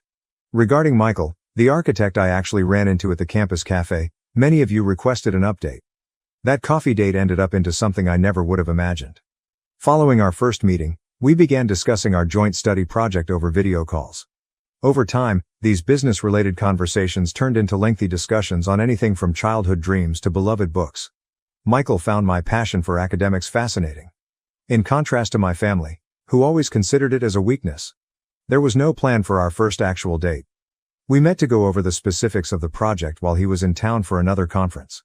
We both were aware that we were hungry as the meeting was running late. We eventually found ourselves in a small Italian eatery close to campus, where we chatted and shared a plate of pasta until the waiters began stacking seats. I was particularly struck by how different he seemed from David. Michael did more than just skim my most recent research publication when I mentioned it. He read it carefully and returned with insightful questions. With refreshing candor, he discussed his own professional struggles, such as a recent project that had over its budget. When he inquired about my family, it was the true test. His genuine desire prompted me to open up, despite my initial reluctance. I filled him in on everything, including Lisa, my parents' partiality, and yes, the disastrous engagement party. He just listened, without the customary uncomfortable answers or attempts to protect familial relationships. He then showed me that he really understood by sharing his own experience with a competitive brother. Although our joint endeavor is progressing nicely, we have taken care to keep our personal and professional relationships apart. We mostly see each other on the weekends because his department is in a different state. In fact, The distance has been beneficial since it has allowed us to naturally build trust. He asked me to meet his family last weekend. Considering my past, I was afraid, but it was not what I had anticipated. I was welcomed right once by his mother, Linda, who shared stories about Michael's early architectural efforts and showed me his awkward childhood photos. It seems that he once attempted to use his father's power tools to rebuild their garage. "We've heard about your research work," Linda said, pulling me aside, which was the most bizarre moment. "Michael is constantly praising your brilliance." It was expressed with sincere pride and interest rather than comparison or jealousy. I neglected to add that I recently received an offer at work that would allow me to work closer to Michael's university. It's a prominent position that would greatly boost my career. His initial reaction when I informed him about it was, "That's incredible. Describe the research opportunities in detail." I was ecstatic with my accomplishment and said nothing about what it meant for us. I still haven't agreed to the job. I'm hesitant to make significant life adjustments for a romance after everything that happened with my family and David. However, knowing that Michael would be there for me no matter what, I feel for the first time that I can base this choice on what's best for my career. Last week, my grandmother Martha met him and approved of him. Simply, "He sees you," she said. "Not who he wants you to be, but who you are." It has been quiet, to be honest, and I haven't heard from Lisa or my parents in months. Healing sometimes entails letting go of those who don't value you, even if they are family. Update 2. My last update regarding Michael was 3 months ago. I want to share this with the group who helped me get through my worst moments since a lot has transpired. I agreed to work at the university close to Michael's. The change was welcomed by my research team, and we have established a method for remote communication. The main reason the transfer has gone smoothly is that I took my time and properly planned everything. Last weekend, the most significant change occurred. I was in Michael's kitchen preparing dinner with him. Instead of the butter I expected, he was holding a little box when he turned back to retrieve something from the refrigerator. He didn't get down on one knee or give a long speech. "You know how we've been talking about combining lab design with research efficiency," he added instead. "Well, I've also been considering merging our lives. What are your thoughts?" The ring was very different from the gaudy one David had given me. It was exquisite and simple. Michael's following statement, "I know your work is important to you," truly touched me. A matching desk lamp is included with the ring for use during late-night research sessions. "Yes," I said, simultaneously crying and laughing. We are invited to an engagement celebration by Michael's parents. Regarding it, Linda has been really kind, often asking if I'm okay with the plans. Michael immediately offered that we forgo the party entirely when I hesitated. However, we're having a small gathering. Just close friends and family, because I don't want my past to control my future. Richard, the ex-husband of my former sister, sent me an unexpected email. He said he's doing well with his new companion and praised me. He appears content now that the divorce is official. Hearing from him was strangely therapeutic. Martha, my grandmother, is overjoyed. She gave me a hug and muttered, "This one's a keeper," after I showed her the ring. She is correct. The small things, like how he turned one of his spare rooms into a makeshift home office for me with a whiteboard for research notes, are what show how much Michael cares. Somehow, most likely through extended family, my parents learned about the engagement. Mom left a voicemail stating that they would like to participate in the celebration and make amends. I have not answered. It's preferable to keep some doors closed. Update 3. My engagement update was 2 months ago, and I wish I could report that everything has gone well since then. I must convey the unexpected turn the wedding preparations have taken. At the lakefront home of Michael's family, we were organizing a small ceremony. Linda has been fantastic. She has always respected our wishes while assisting with arrangements. Only family members, close friends and coworkers who truly support us were on the carefully picked guest list. Then I got an email yesterday that really chilled me. According to what my mother wrote, she and Dad decided to invite Lisa to the wedding. Their logic? She's your only sister, and family should be together on special days. I called Michael right away. "Whatever you want to do, I'm with you," he answered before I could even articulate my panic. "We have the day, not them." I was able to think clearly thanks to his cool backing. When I told my grandmother Martha, she became enraged. "After everything they've done," she said, "they have no right." I knew I had to deal with this on my own, but she offered to run interference. Before sending it, I wrote and revised my response multiple times. "Mom and Dad, I made it very plain that I didn't want Lisa to attend my wedding. This cannot be discussed. You won't be accepted either if you're unable to respect this barrier. Elena." Their reaction was expected. About family togetherness, Mom called in tears. Dad wrote a long email about forgiving others and letting go. They even had some family members contact them on their behalf. Michael has had tremendous support from his parents during this time. Linda called to reassure me that only those invited would be allowed entry to the location due to security measures. Michael's brother James volunteered to deal with any unwelcome visitors directly. My research team's support was the most unexpected. They offered to surround me with a protective circle during the wedding after I brought up the matter in a lab meeting, looking agitated. My department director, Dr. Anderson, even offered to accompany me on my wedding. Last night, Michael and I went over our wedding arrangements. If it made me feel safer, he proposed that we alter the location, the date, or even go on an elopement. However, I no longer wish to allow my family's behavior to dictate my decisions. Therefore, we're sticking to our original intentions while taking extra safety measures. Individual QR codes will be included in the invitations, security will be in place at the location, and most importantly, our chosen family and real friends will be present to support us. Last weekend, my grandmother assisted me in choosing my wedding gown. She said something that made me cry as I stood in front of the mirror. "Dear, you're gleaming. Because you're at last free to be who you are, not because of the outfit. Though I'm more resilient than I was previously, I'm still anxious about what Lisa might try. There is more to our wedding than just Michael and I becoming husband and wife. It's about choosing genuine love over poisonous familial relationships, happiness over drama, and tranquility over upheaval." Update 4. It took place. Lisa appeared to my wedding wearing an outfit that looked to be meant to attract attention and was obviously pregnant, despite all of our safety procedures and security measures. She had somehow entered through a service entrance thanks to our parents. Linda hurried in with a pale face when I was in the wedding room. "I'm very sorry, Elena," she was brought by them. "Your mother made a fuss about not excluding an expectant woman when we attempted to stop them. She didn't have to complete." My parents had already put Lisa in the front row, but Michael sent his brother James to deal with the problem right away.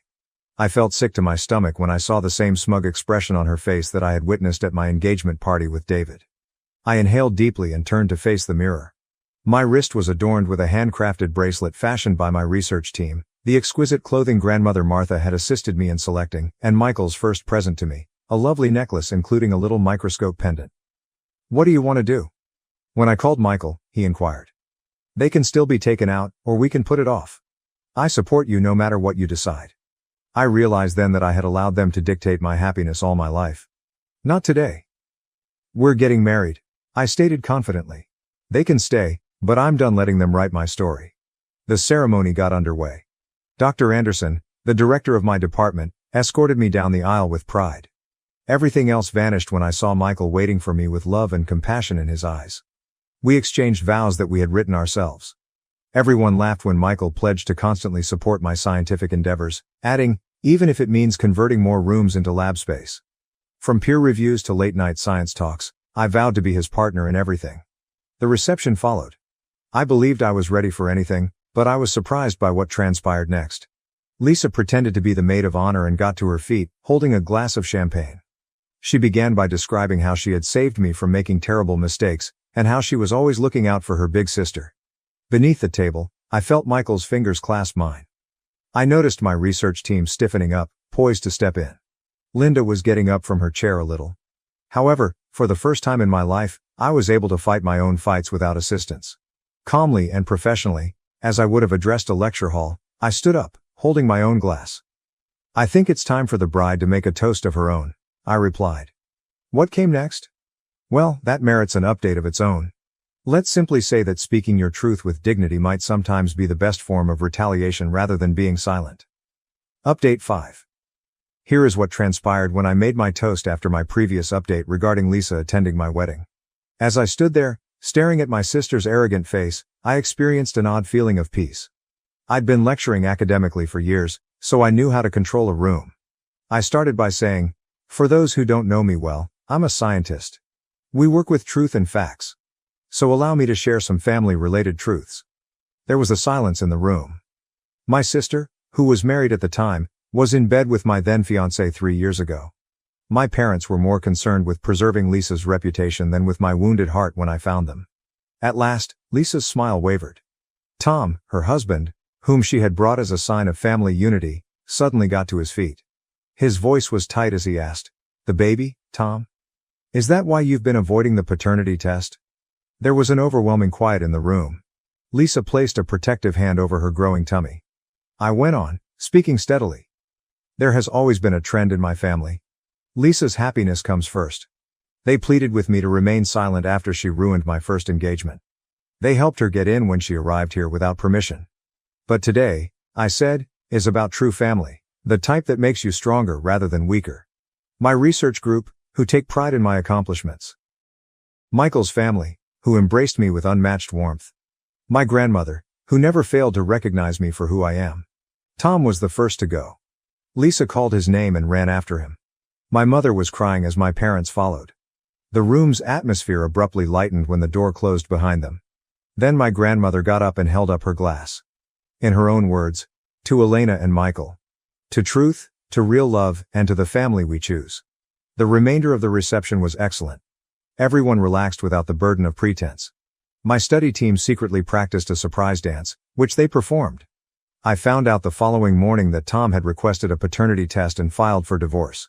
For once, I didn't feel obligated to assist in picking up the pieces when Lisa's meticulously constructed world fell apart. Update 6. A year has passed since my wedding and the amazing things that happened there. I wanted to give the community that helped me through everything one last update because so much has changed. Michael and I are expecting our first child, which is the major news initially. My first emotion upon seeing the positive test result was one of terror. It brought back memories of my own familial relationships. However, Michael's answer was ideal.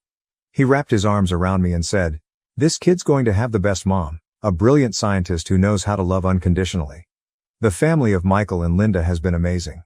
Linda was thrilled about my latest research article as well as the baby when we told them. "This child is going to have such an amazing role model," she remarked, describing my work in the journal. I've heard tidbits of information regarding Lisa's situation from my grandmother Martha.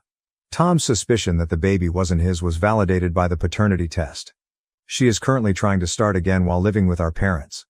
The reality of being a single mother has replaced the opulent lifestyle and fancy clothing. I occasionally have a slight sense of sadness, not precisely guilt, for the way things turned out. Michael's statement, "Consequences aren't cruel, they're just truth in action," comes to mind next. I'm doing well with my research. Michael and I worked together to build a new laboratory, and the university recently granted money for it. His inventive architecture and my research needs make for the ideal combination of our skills. Our work collaboration has only improved our friendship on a personal level. In my new lab, our baby will have a dedicated space, a secure enclosed play area, where they may be close to me as I work. Michael created it himself, adding all the safety features he could think of while still making it engaging for a child's growth. My circumstances haven't changed much, but I have. I no longer feel the need to compete for attention or prove myself. In our household, there is no hierarchy of love or success, only mutual understanding, support, and sincere joy in one another's accomplishments. Grandmother Martha, who is thrilled to be a great-grandmother, comes to visit frequently. She's already crocheting the baby little lab jackets while entertaining us with tales of my own early science projects. Even now, my parents still make an effort to connect, generally through family. I'm not ready, but they want to be involved in their grandchild's life. Some wounds require real change rather than just time to heal. As I reflect on my path, I see that responsibility or blood relationships aren't the key to creating a meaningful family. It's about finding people that love you for who you are, celebrate your happiness, and encourage your aspirations. I want to express my gratitude to everyone who supported me and followed my tale. Although life isn't flawless, it is genuinely and delightfully mine. My mom prioritized my sister's brief romance over supporting me during motherhood and the birth of her grandchild. I, 32F, work as an emergency room physician at a large Boston hospital. My baby was christened 2 days ago after I gave birth to her a few weeks ago. My mother, 58F, is now upset that I did not ask her to the wedding or even select her as a godparent. I would like to describe the complex circumstances that resulted in this choice. My relationship with my ex, 34M, a cardiologist at our hospital, ended during my pregnancy, thus I voluntarily became a single mother. After meeting during residency, we dated for 3 years and lived together for 2, which I considered to be a stable relationship. Given our steady jobs and long-term relationship, I brought up marriage when I found out I was expecting. He said nonetheless, that he needed more time to determine whether he was prepared for marriage. I knew I couldn't wait forever at that point in my life because I had a demanding job in emergency medicine. I threatened to end our relationship if he didn't propose. I'm accustomed to making snap decisions because I work as an emergency room physician, and I was ready to be a single mother. Even before I gave him the ultimatum, I knew in my heart that we would end our relationship. What successful marriage begins with one after all? I was right when he moved out in a matter of weeks. At first, he said he wanted to play the role of father. But he also decided he wasn't prepared for fatherhood following our separation. He's now paying child support after I hired a lawyer and spoke with legal medical colleagues. He is welcome to visit at any time, but he hasn't expressed any interest in me, even though I have full custody. I need to focus on my cardiology fellowship right now, he said, almost as if I weren't balancing my own medical career while pregnant. However, my mother's actions during this whole ordeal are the true problem, not my ex. I was mentally in a bad place when my relationship ended early in my pregnancy. Since we are educated to spot the symptoms of depression as medical professionals, I realized I needed help. My coworkers also noticed, particularly when working lengthy overnight shifts in the emergency room. Families usually help out in these kinds of situations, but my friends were the only ones who really stood by me. While running their own medical practices, my two best friends from residency, Kelly, 31F, a pediatrician, and Maria, 32F, another emergency room physician, came to see me as much as they could. I automatically chose them to be my daughter's godmothers because they were the only people who were with me when I went into labor. My mother's exclusion was not a hasty decision. I worked extra ER shifts to earn money for maternity leave while I was pregnant, living alone in my condo close to the hospital. Working 12-hour shifts while pregnant and handling trauma cases wasn't easy. Since Kelly's hospital is distant from mine and Maria is married with a small son, I turned down my friend's offer to stay with me closer to my due date. I had wanted to depend on my mom. She abruptly became more active in my life after finding out about my pregnancy on social media. We weren't very close before that because she usually gave preference to my younger sister, Lisa, 25F. There was an obvious division in our family dynamics. Dad and I were one unit, and Lisa and Mom were another. We only got to see each other on birthdays or holidays once I departed for college. When my dad died 2 years ago after an unexpected heart attack, everything changed. I was working an emergency room shift that night, so I wasn't blind to the irony. My already shaky relationship with my mother and sister was all but broken after his funeral. Even though Lisa and Mom were still inseparable, there was always an imperceptible barrier between us when I first saw them. I eventually came to terms with the fact that Mom valued Lisa more. I found it strange that Mom's conduct altered when I told her I was pregnant. As she started to visit, she expressed her excitement about being a grandma. I phoned her to ask her to stay with me during the last few weeks of my pregnancy, when I was having a lot of back discomfort after working longer shifts. She made a commitment but abruptly canceled, saying she didn't feel safe leaving her house unattended because of thefts in her neighborhood. Despite my severe disappointment, I handled things on my own and didn't pursue the issue. But my mother was the first person I phoned when I went into labor while working the night shift at the hospital. When I told her that I needed her there with me, she first claimed that she was too busy to make it happen. I couldn't comprehend what kind of obligations she could have because it was 2 a.m. on a Sunday. She finally acknowledged that she couldn't be there because she had to be there for Lisa when I pressured her, getting more and more upset in between contractions. She was unable to be with me during the last few weeks of my pregnancy, apparently because Lisa had moved in with her a few weeks prior. Being there for Lisa was the first priority, according to my mother, who revealed that she had recently been abandoned by her boyfriend and was in a very vulnerable state of mind.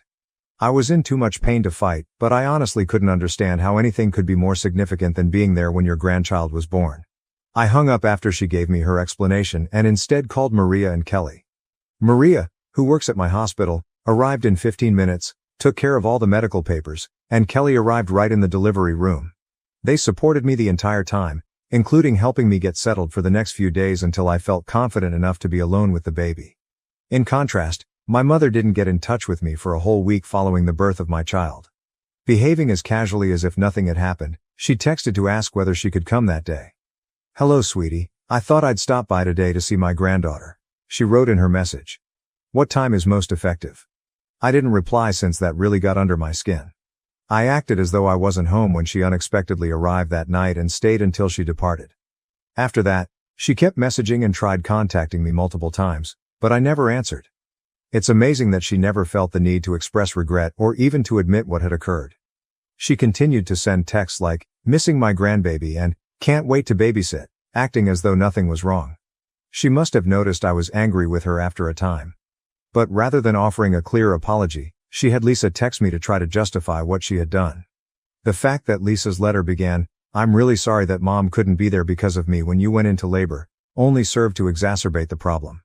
"However, you must comprehend what I was going through."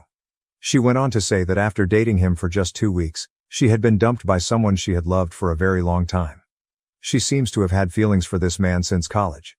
She never made a move because he had a girlfriend at the time. Even after graduating, she remained friends with him, stayed in touch with him, and still harbored feelings for him. After a recent breakup with his fiancée, that guy asked Lisa out 3 weeks later. After 2 weeks of dating, he told her he was not ready for another committed relationship so soon after terminating his long-term one and that he simply wanted to be friends. He blocked her everywhere and called her psychotic and crazy for taking a casual rebound so seriously after Lisa became upset and began to argue with him. In a normal situation, I could have felt sorry for her. However, Lisa is not a youngster going through her first heartbreak. She is 25 years old. He was only using her as a rebound, and she should have known it. Even worse, her friends specifically advised her not to approach him because they knew he had recently ended a committed relationship. I couldn't bring myself to feel sorry for her. And I was incensed that our mother chose not to attend her granddaughter's birth because she couldn't handle ending her relationship with a man she had dated for 2 weeks. This came after 9 whole months of feigning excitement over the baby. Since neither of them could see anything wrong with their actions, Lisa's message just made matters worse. I blocked them both on social media, email, and the phone. It was around a week before they tried to get in touch with me again in any other way. The christening ceremony in the church where our family has been for centuries followed.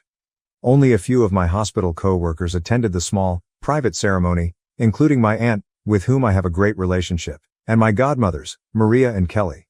My mother somehow found out about the ceremony even though I'm positive none of these folks told her about it. Since she knows them from her years of volunteering at the church, I have a suspicion that one of the choir women may have told her. I'm going to report the person in question to the church administration because their gossip was very uncalled for and created a lot of drama. When my mother learned, she came to my condo the day after the christening. My mom wouldn't leave, even when I claimed I wasn't home, and I was attempting to put my daughter to sleep after a very demanding morning. She simply continued to ring the doorbell repeatedly. My daughter was becoming more and more agitated by the minute, so after 30 minutes of this, I opened the door to face her. She began scolding me right away for not being designated godmother and not being invited to the christening. We got into a furious disagreement when I told her that I had already made up my mind and that she couldn't change it. Her explanation was that she was merely attempting to support Lisa because, in her words, she was obviously going through something terrible. At least you had your doctor friends by your side, my mother said. However, Lisa's friends had specifically advised her not to date that guy, so she was unable to even discuss her problems with them. All she had to talk to was me, and she was struggling greatly. She moved in with me for that reason. She couldn't stand being by herself. Instead of being so cold and selfish, you ought to have shown more empathy as the older sister. What I was hearing was unbelievable. I told her that I didn't feel sorry for Lisa because she was solely to blame, and I felt even less sorry for my mother because she took the decision to not support me throughout delivery, not to mention to break her commitment to assist me in the last few weeks of my pregnancy. I could hear my daughter crying inside before the conflict got out of hand. I informed my mother that I couldn't waste time arguing with her about her bad decisions because I had to look after my child. Before I phoned security, I urged her to leave and shut the door in her face. Even when she eventually left, things didn't stop there. Since then, a number of my hospital co-workers have informed me that my mother has been disparaging me on social media, calling me evil and self-centered. I've seen the screenshots that people have sent me while I blocked her. I've done everything in my power to be a good mother to both of my daughters, but I guess some people just can't see that, she wrote in one of her posts. I can't be in one place at once. Being cut off from my granddaughter's life is my punishment for choosing to be there for the daughter who had no one else. My heart breaks for Lisa, who still hopes her sister will understand what she was going through, she said in another post. Although Lisa feels bad for causing me to miss the birth of my first grandchild, she is not the issue. I wish some people weren't so narcissistic and egotistical that they are unable to comprehend their sister's suffering. I was deeply affected by the most recent post. Karma always comes back around, she wrote. When you experience this firsthand as a mother, we'll see how you feel. A mother cannot be selfish, but a child can. So I'll forgive you for everything. A number of family members have contacted me, advising me to simply speak with Lisa and Mom and attempt to comprehend their perspective.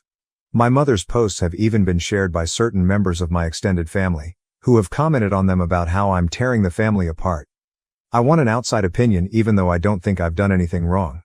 The stress of returning to work in the emergency room while taking care of a newborn isn't helping, and I'm aware that pregnancy and new motherhood can make you more emotional and irritable. However, it seems to me that my mother made her decision apparent when she put my sister's 2-week relationship drama ahead of the arrival of her grandson. Every day as physicians, we are taught to make tough choices, some of which require balancing conflicting priorities. That night, my mother made a decision as well. And she must now deal with the fallout. I've made the decision to put my daughter in a stable, drama-free home with folks who have shown they will truly be there for us when we need them. Update 1. Since my last post and the events that followed, I have given this situation a lot of thought from every perspective.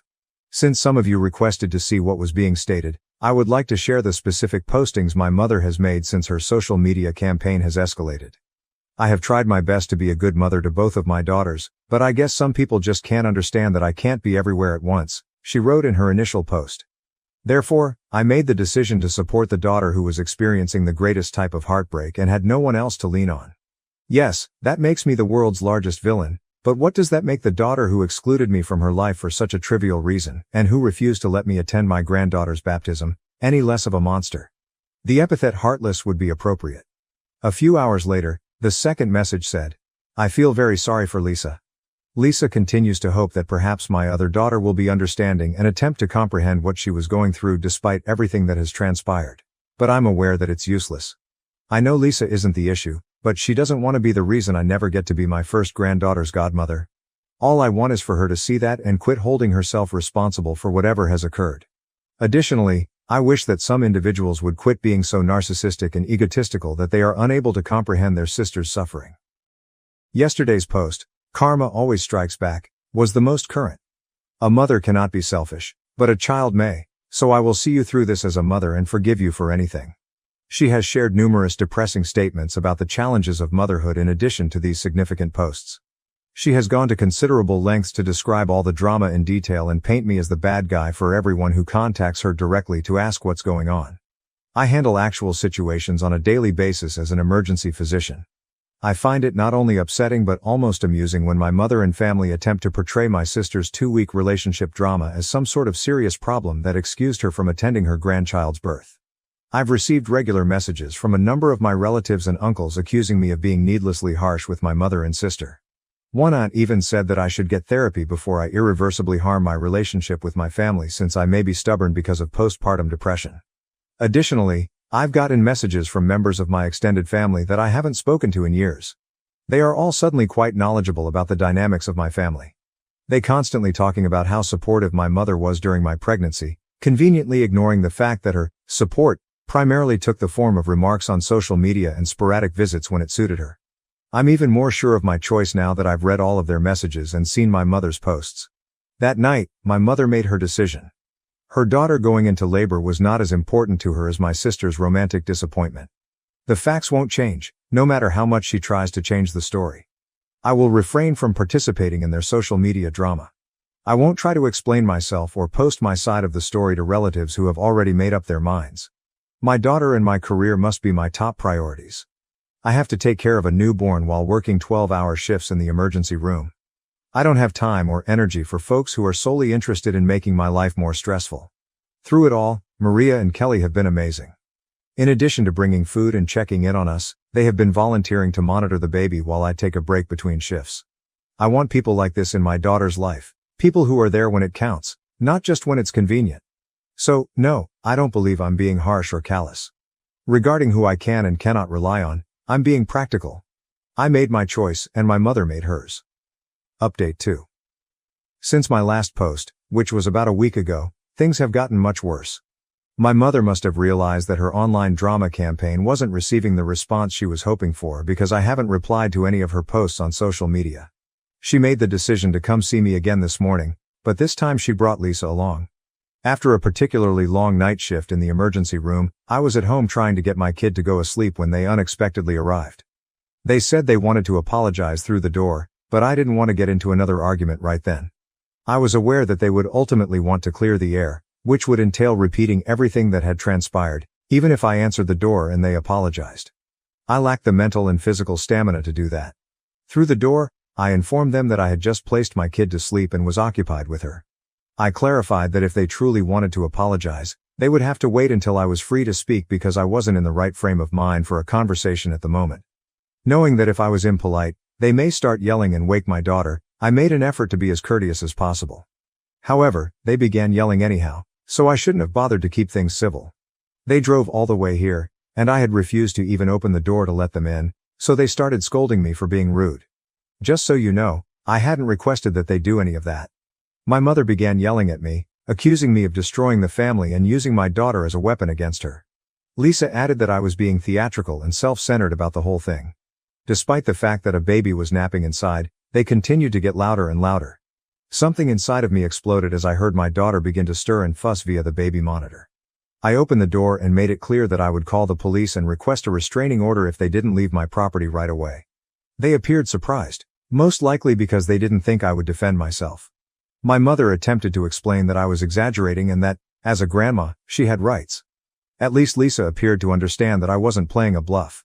She began dragging our mom away. Despite being pulled away, my mother continued to move. She continued to yell things like, "You'll regret this when you need my help," and curse at me while calling me derogatory names. And "you can't deny me my granddaughter indefinitely." As she pulled her away, Lisa murmured to herself that I was always like this, and that I was never able to deal with things like a normal person. I decided not to call the police this time because I didn't want to make things worse, but I won't think twice if they come by again. Their actions are now having an impact on my daughter, so it's no longer just about me. She was crying from all the chaos and completely awake when I returned inside. I've already told the security staff at my building about the incident and given them my sister's and mother's descriptions. In case I ever need to pursue legal action, I also kept a record of everything that happened, including the time and the words that were said. I'm not keeping them away from my daughter because I'm upset about what transpired during my labor, to be clear. They have repeatedly demonstrated that they don't respect boundaries and will always put their own feelings ahead of my daughter's welfare, which is why I'm keeping them away. The most recent instance of such was today. At least their actions made it quite evident that I am not at all like my mother. Even if she may not care about me, I will stop at nothing to shield my child from harmful conduct, even if it means severing familial relations. Update 3. My life has mercifully returned to a manageable pattern since my previous post, which was almost 2 months ago. Overall, things have been going well, despite my extreme workload at work and taking care of my baby. I haven't spoken to my mother or Lisa in weeks, and Maria and Kelly come to visit often to spend time with my kid and me. Lisa continued to try to get in touch for some time. She made several other social media accounts to message me after I blocked her initial one. In those letters, she described how, because Mom was so furious over everything, she had taken the side of our mother in the most recent argument. Lisa asserted that Mom was too arrogant to acknowledge her mistakes because of her advanced age. Lisa asked me to initiate contact in order to help Mom mend her bond with her granddaughter. Regardless of how many texts she sent, I never replied to any of them. She seemed to grow weary of making new accounts eventually and gave up completely. I sincerely appreciate that because my position has not changed. My mother must apologize before I will consider forgiving her. I won't consider allowing her to become a grandmother until after that. I'm perfectly happy with my life as it is right now. Taking care of my baby has become a lot simpler after I switched to more regular day shifts at the hospital. My coworkers have been tremendously supportive, particularly the parents among them. They're aware of the difficulties in juggling a rigorous medical job with being a single mom. Our lives have become even more reliant on Maria and Kelly. My daughter has effectively adopted Maria's 3-year-old boy as her big brother, and it's adorable to watch them interact at our weekend get-togethers. In order to administer all of my daughter's examinations and immunizations individually, Kelly has been organizing her pediatric clinic schedule. It is impossible to overstate the difference between my mother's actions and my friend's unwavering support. My mother and sister appear to think that the secret to establishing relationships is using theatrical gestures and emotional manipulation, even though Maria and Kelly have assimilated into our daily lives effortlessly. They still don't realize that trustworthy behavior, not ostentatious, theatrical displays of emotion when it suits them, is what builds trust. At last, some of my relatives have begun to distance themselves. Some have even expressed regret for becoming involved before fully understanding the situation. Initially supporting my mother, one aunt said that she had observed similar patterns of manipulative conduct from Mom in previous family contexts. In this calm setting, my daughter is flourishing. Kelly reassures me that she is in excellent health and that she is meeting all of her developmental goals on time. For both of us, the consistency of our current regimen has been excellent. There are moments when I question whether my mother is aware that she isn't getting to see her granddaughter grow up. She was unable to put her daughter's needs first during one of the most important times in life, not because I'm trying to be spiteful. Her priorities are clear from the fact that she put Lisa's small romantic setback ahead of attending her grandchild's birth. I recognize the irony that, despite my mother accusing me of using my daughter as a weapon, she attempted to mend our relationship, but only on her terms, by utilizing my pregnancy and her position as a grandmother. She desired all of the benefits of being a grandma without having to deal with the obligations or compromises that come with the position. I've gained a great deal of knowledge about motherhood over the last few months. It's now quite evident that being a mother involves being there for your child when they need you, not just when it's convenient or when you want something. My mother's behavior during my pregnancy and labor gave me a clear indication of the type of grandma she would be, someone who puts Lisa's drama and her own demands before of my daughter's welfare. I'm concentrating on creating the secure, caring atmosphere I want for my daughter to grow up in right now. Even if she doesn't have as many biological relatives, she does have something much more valuable: grown-ups who always prioritize her needs. The door isn't shut all the time. I would think about reintegrating my mother into our life if she ever truly admits her actions and extends a heartfelt apology. However, I refuse to wait for that to occur. Furthermore, I will not jeopardize my daughter's emotional health in the meanwhile. Protecting your child from harmful family dynamics might sometimes be the healthiest thing you can do for them, even if it means avoiding your own mother.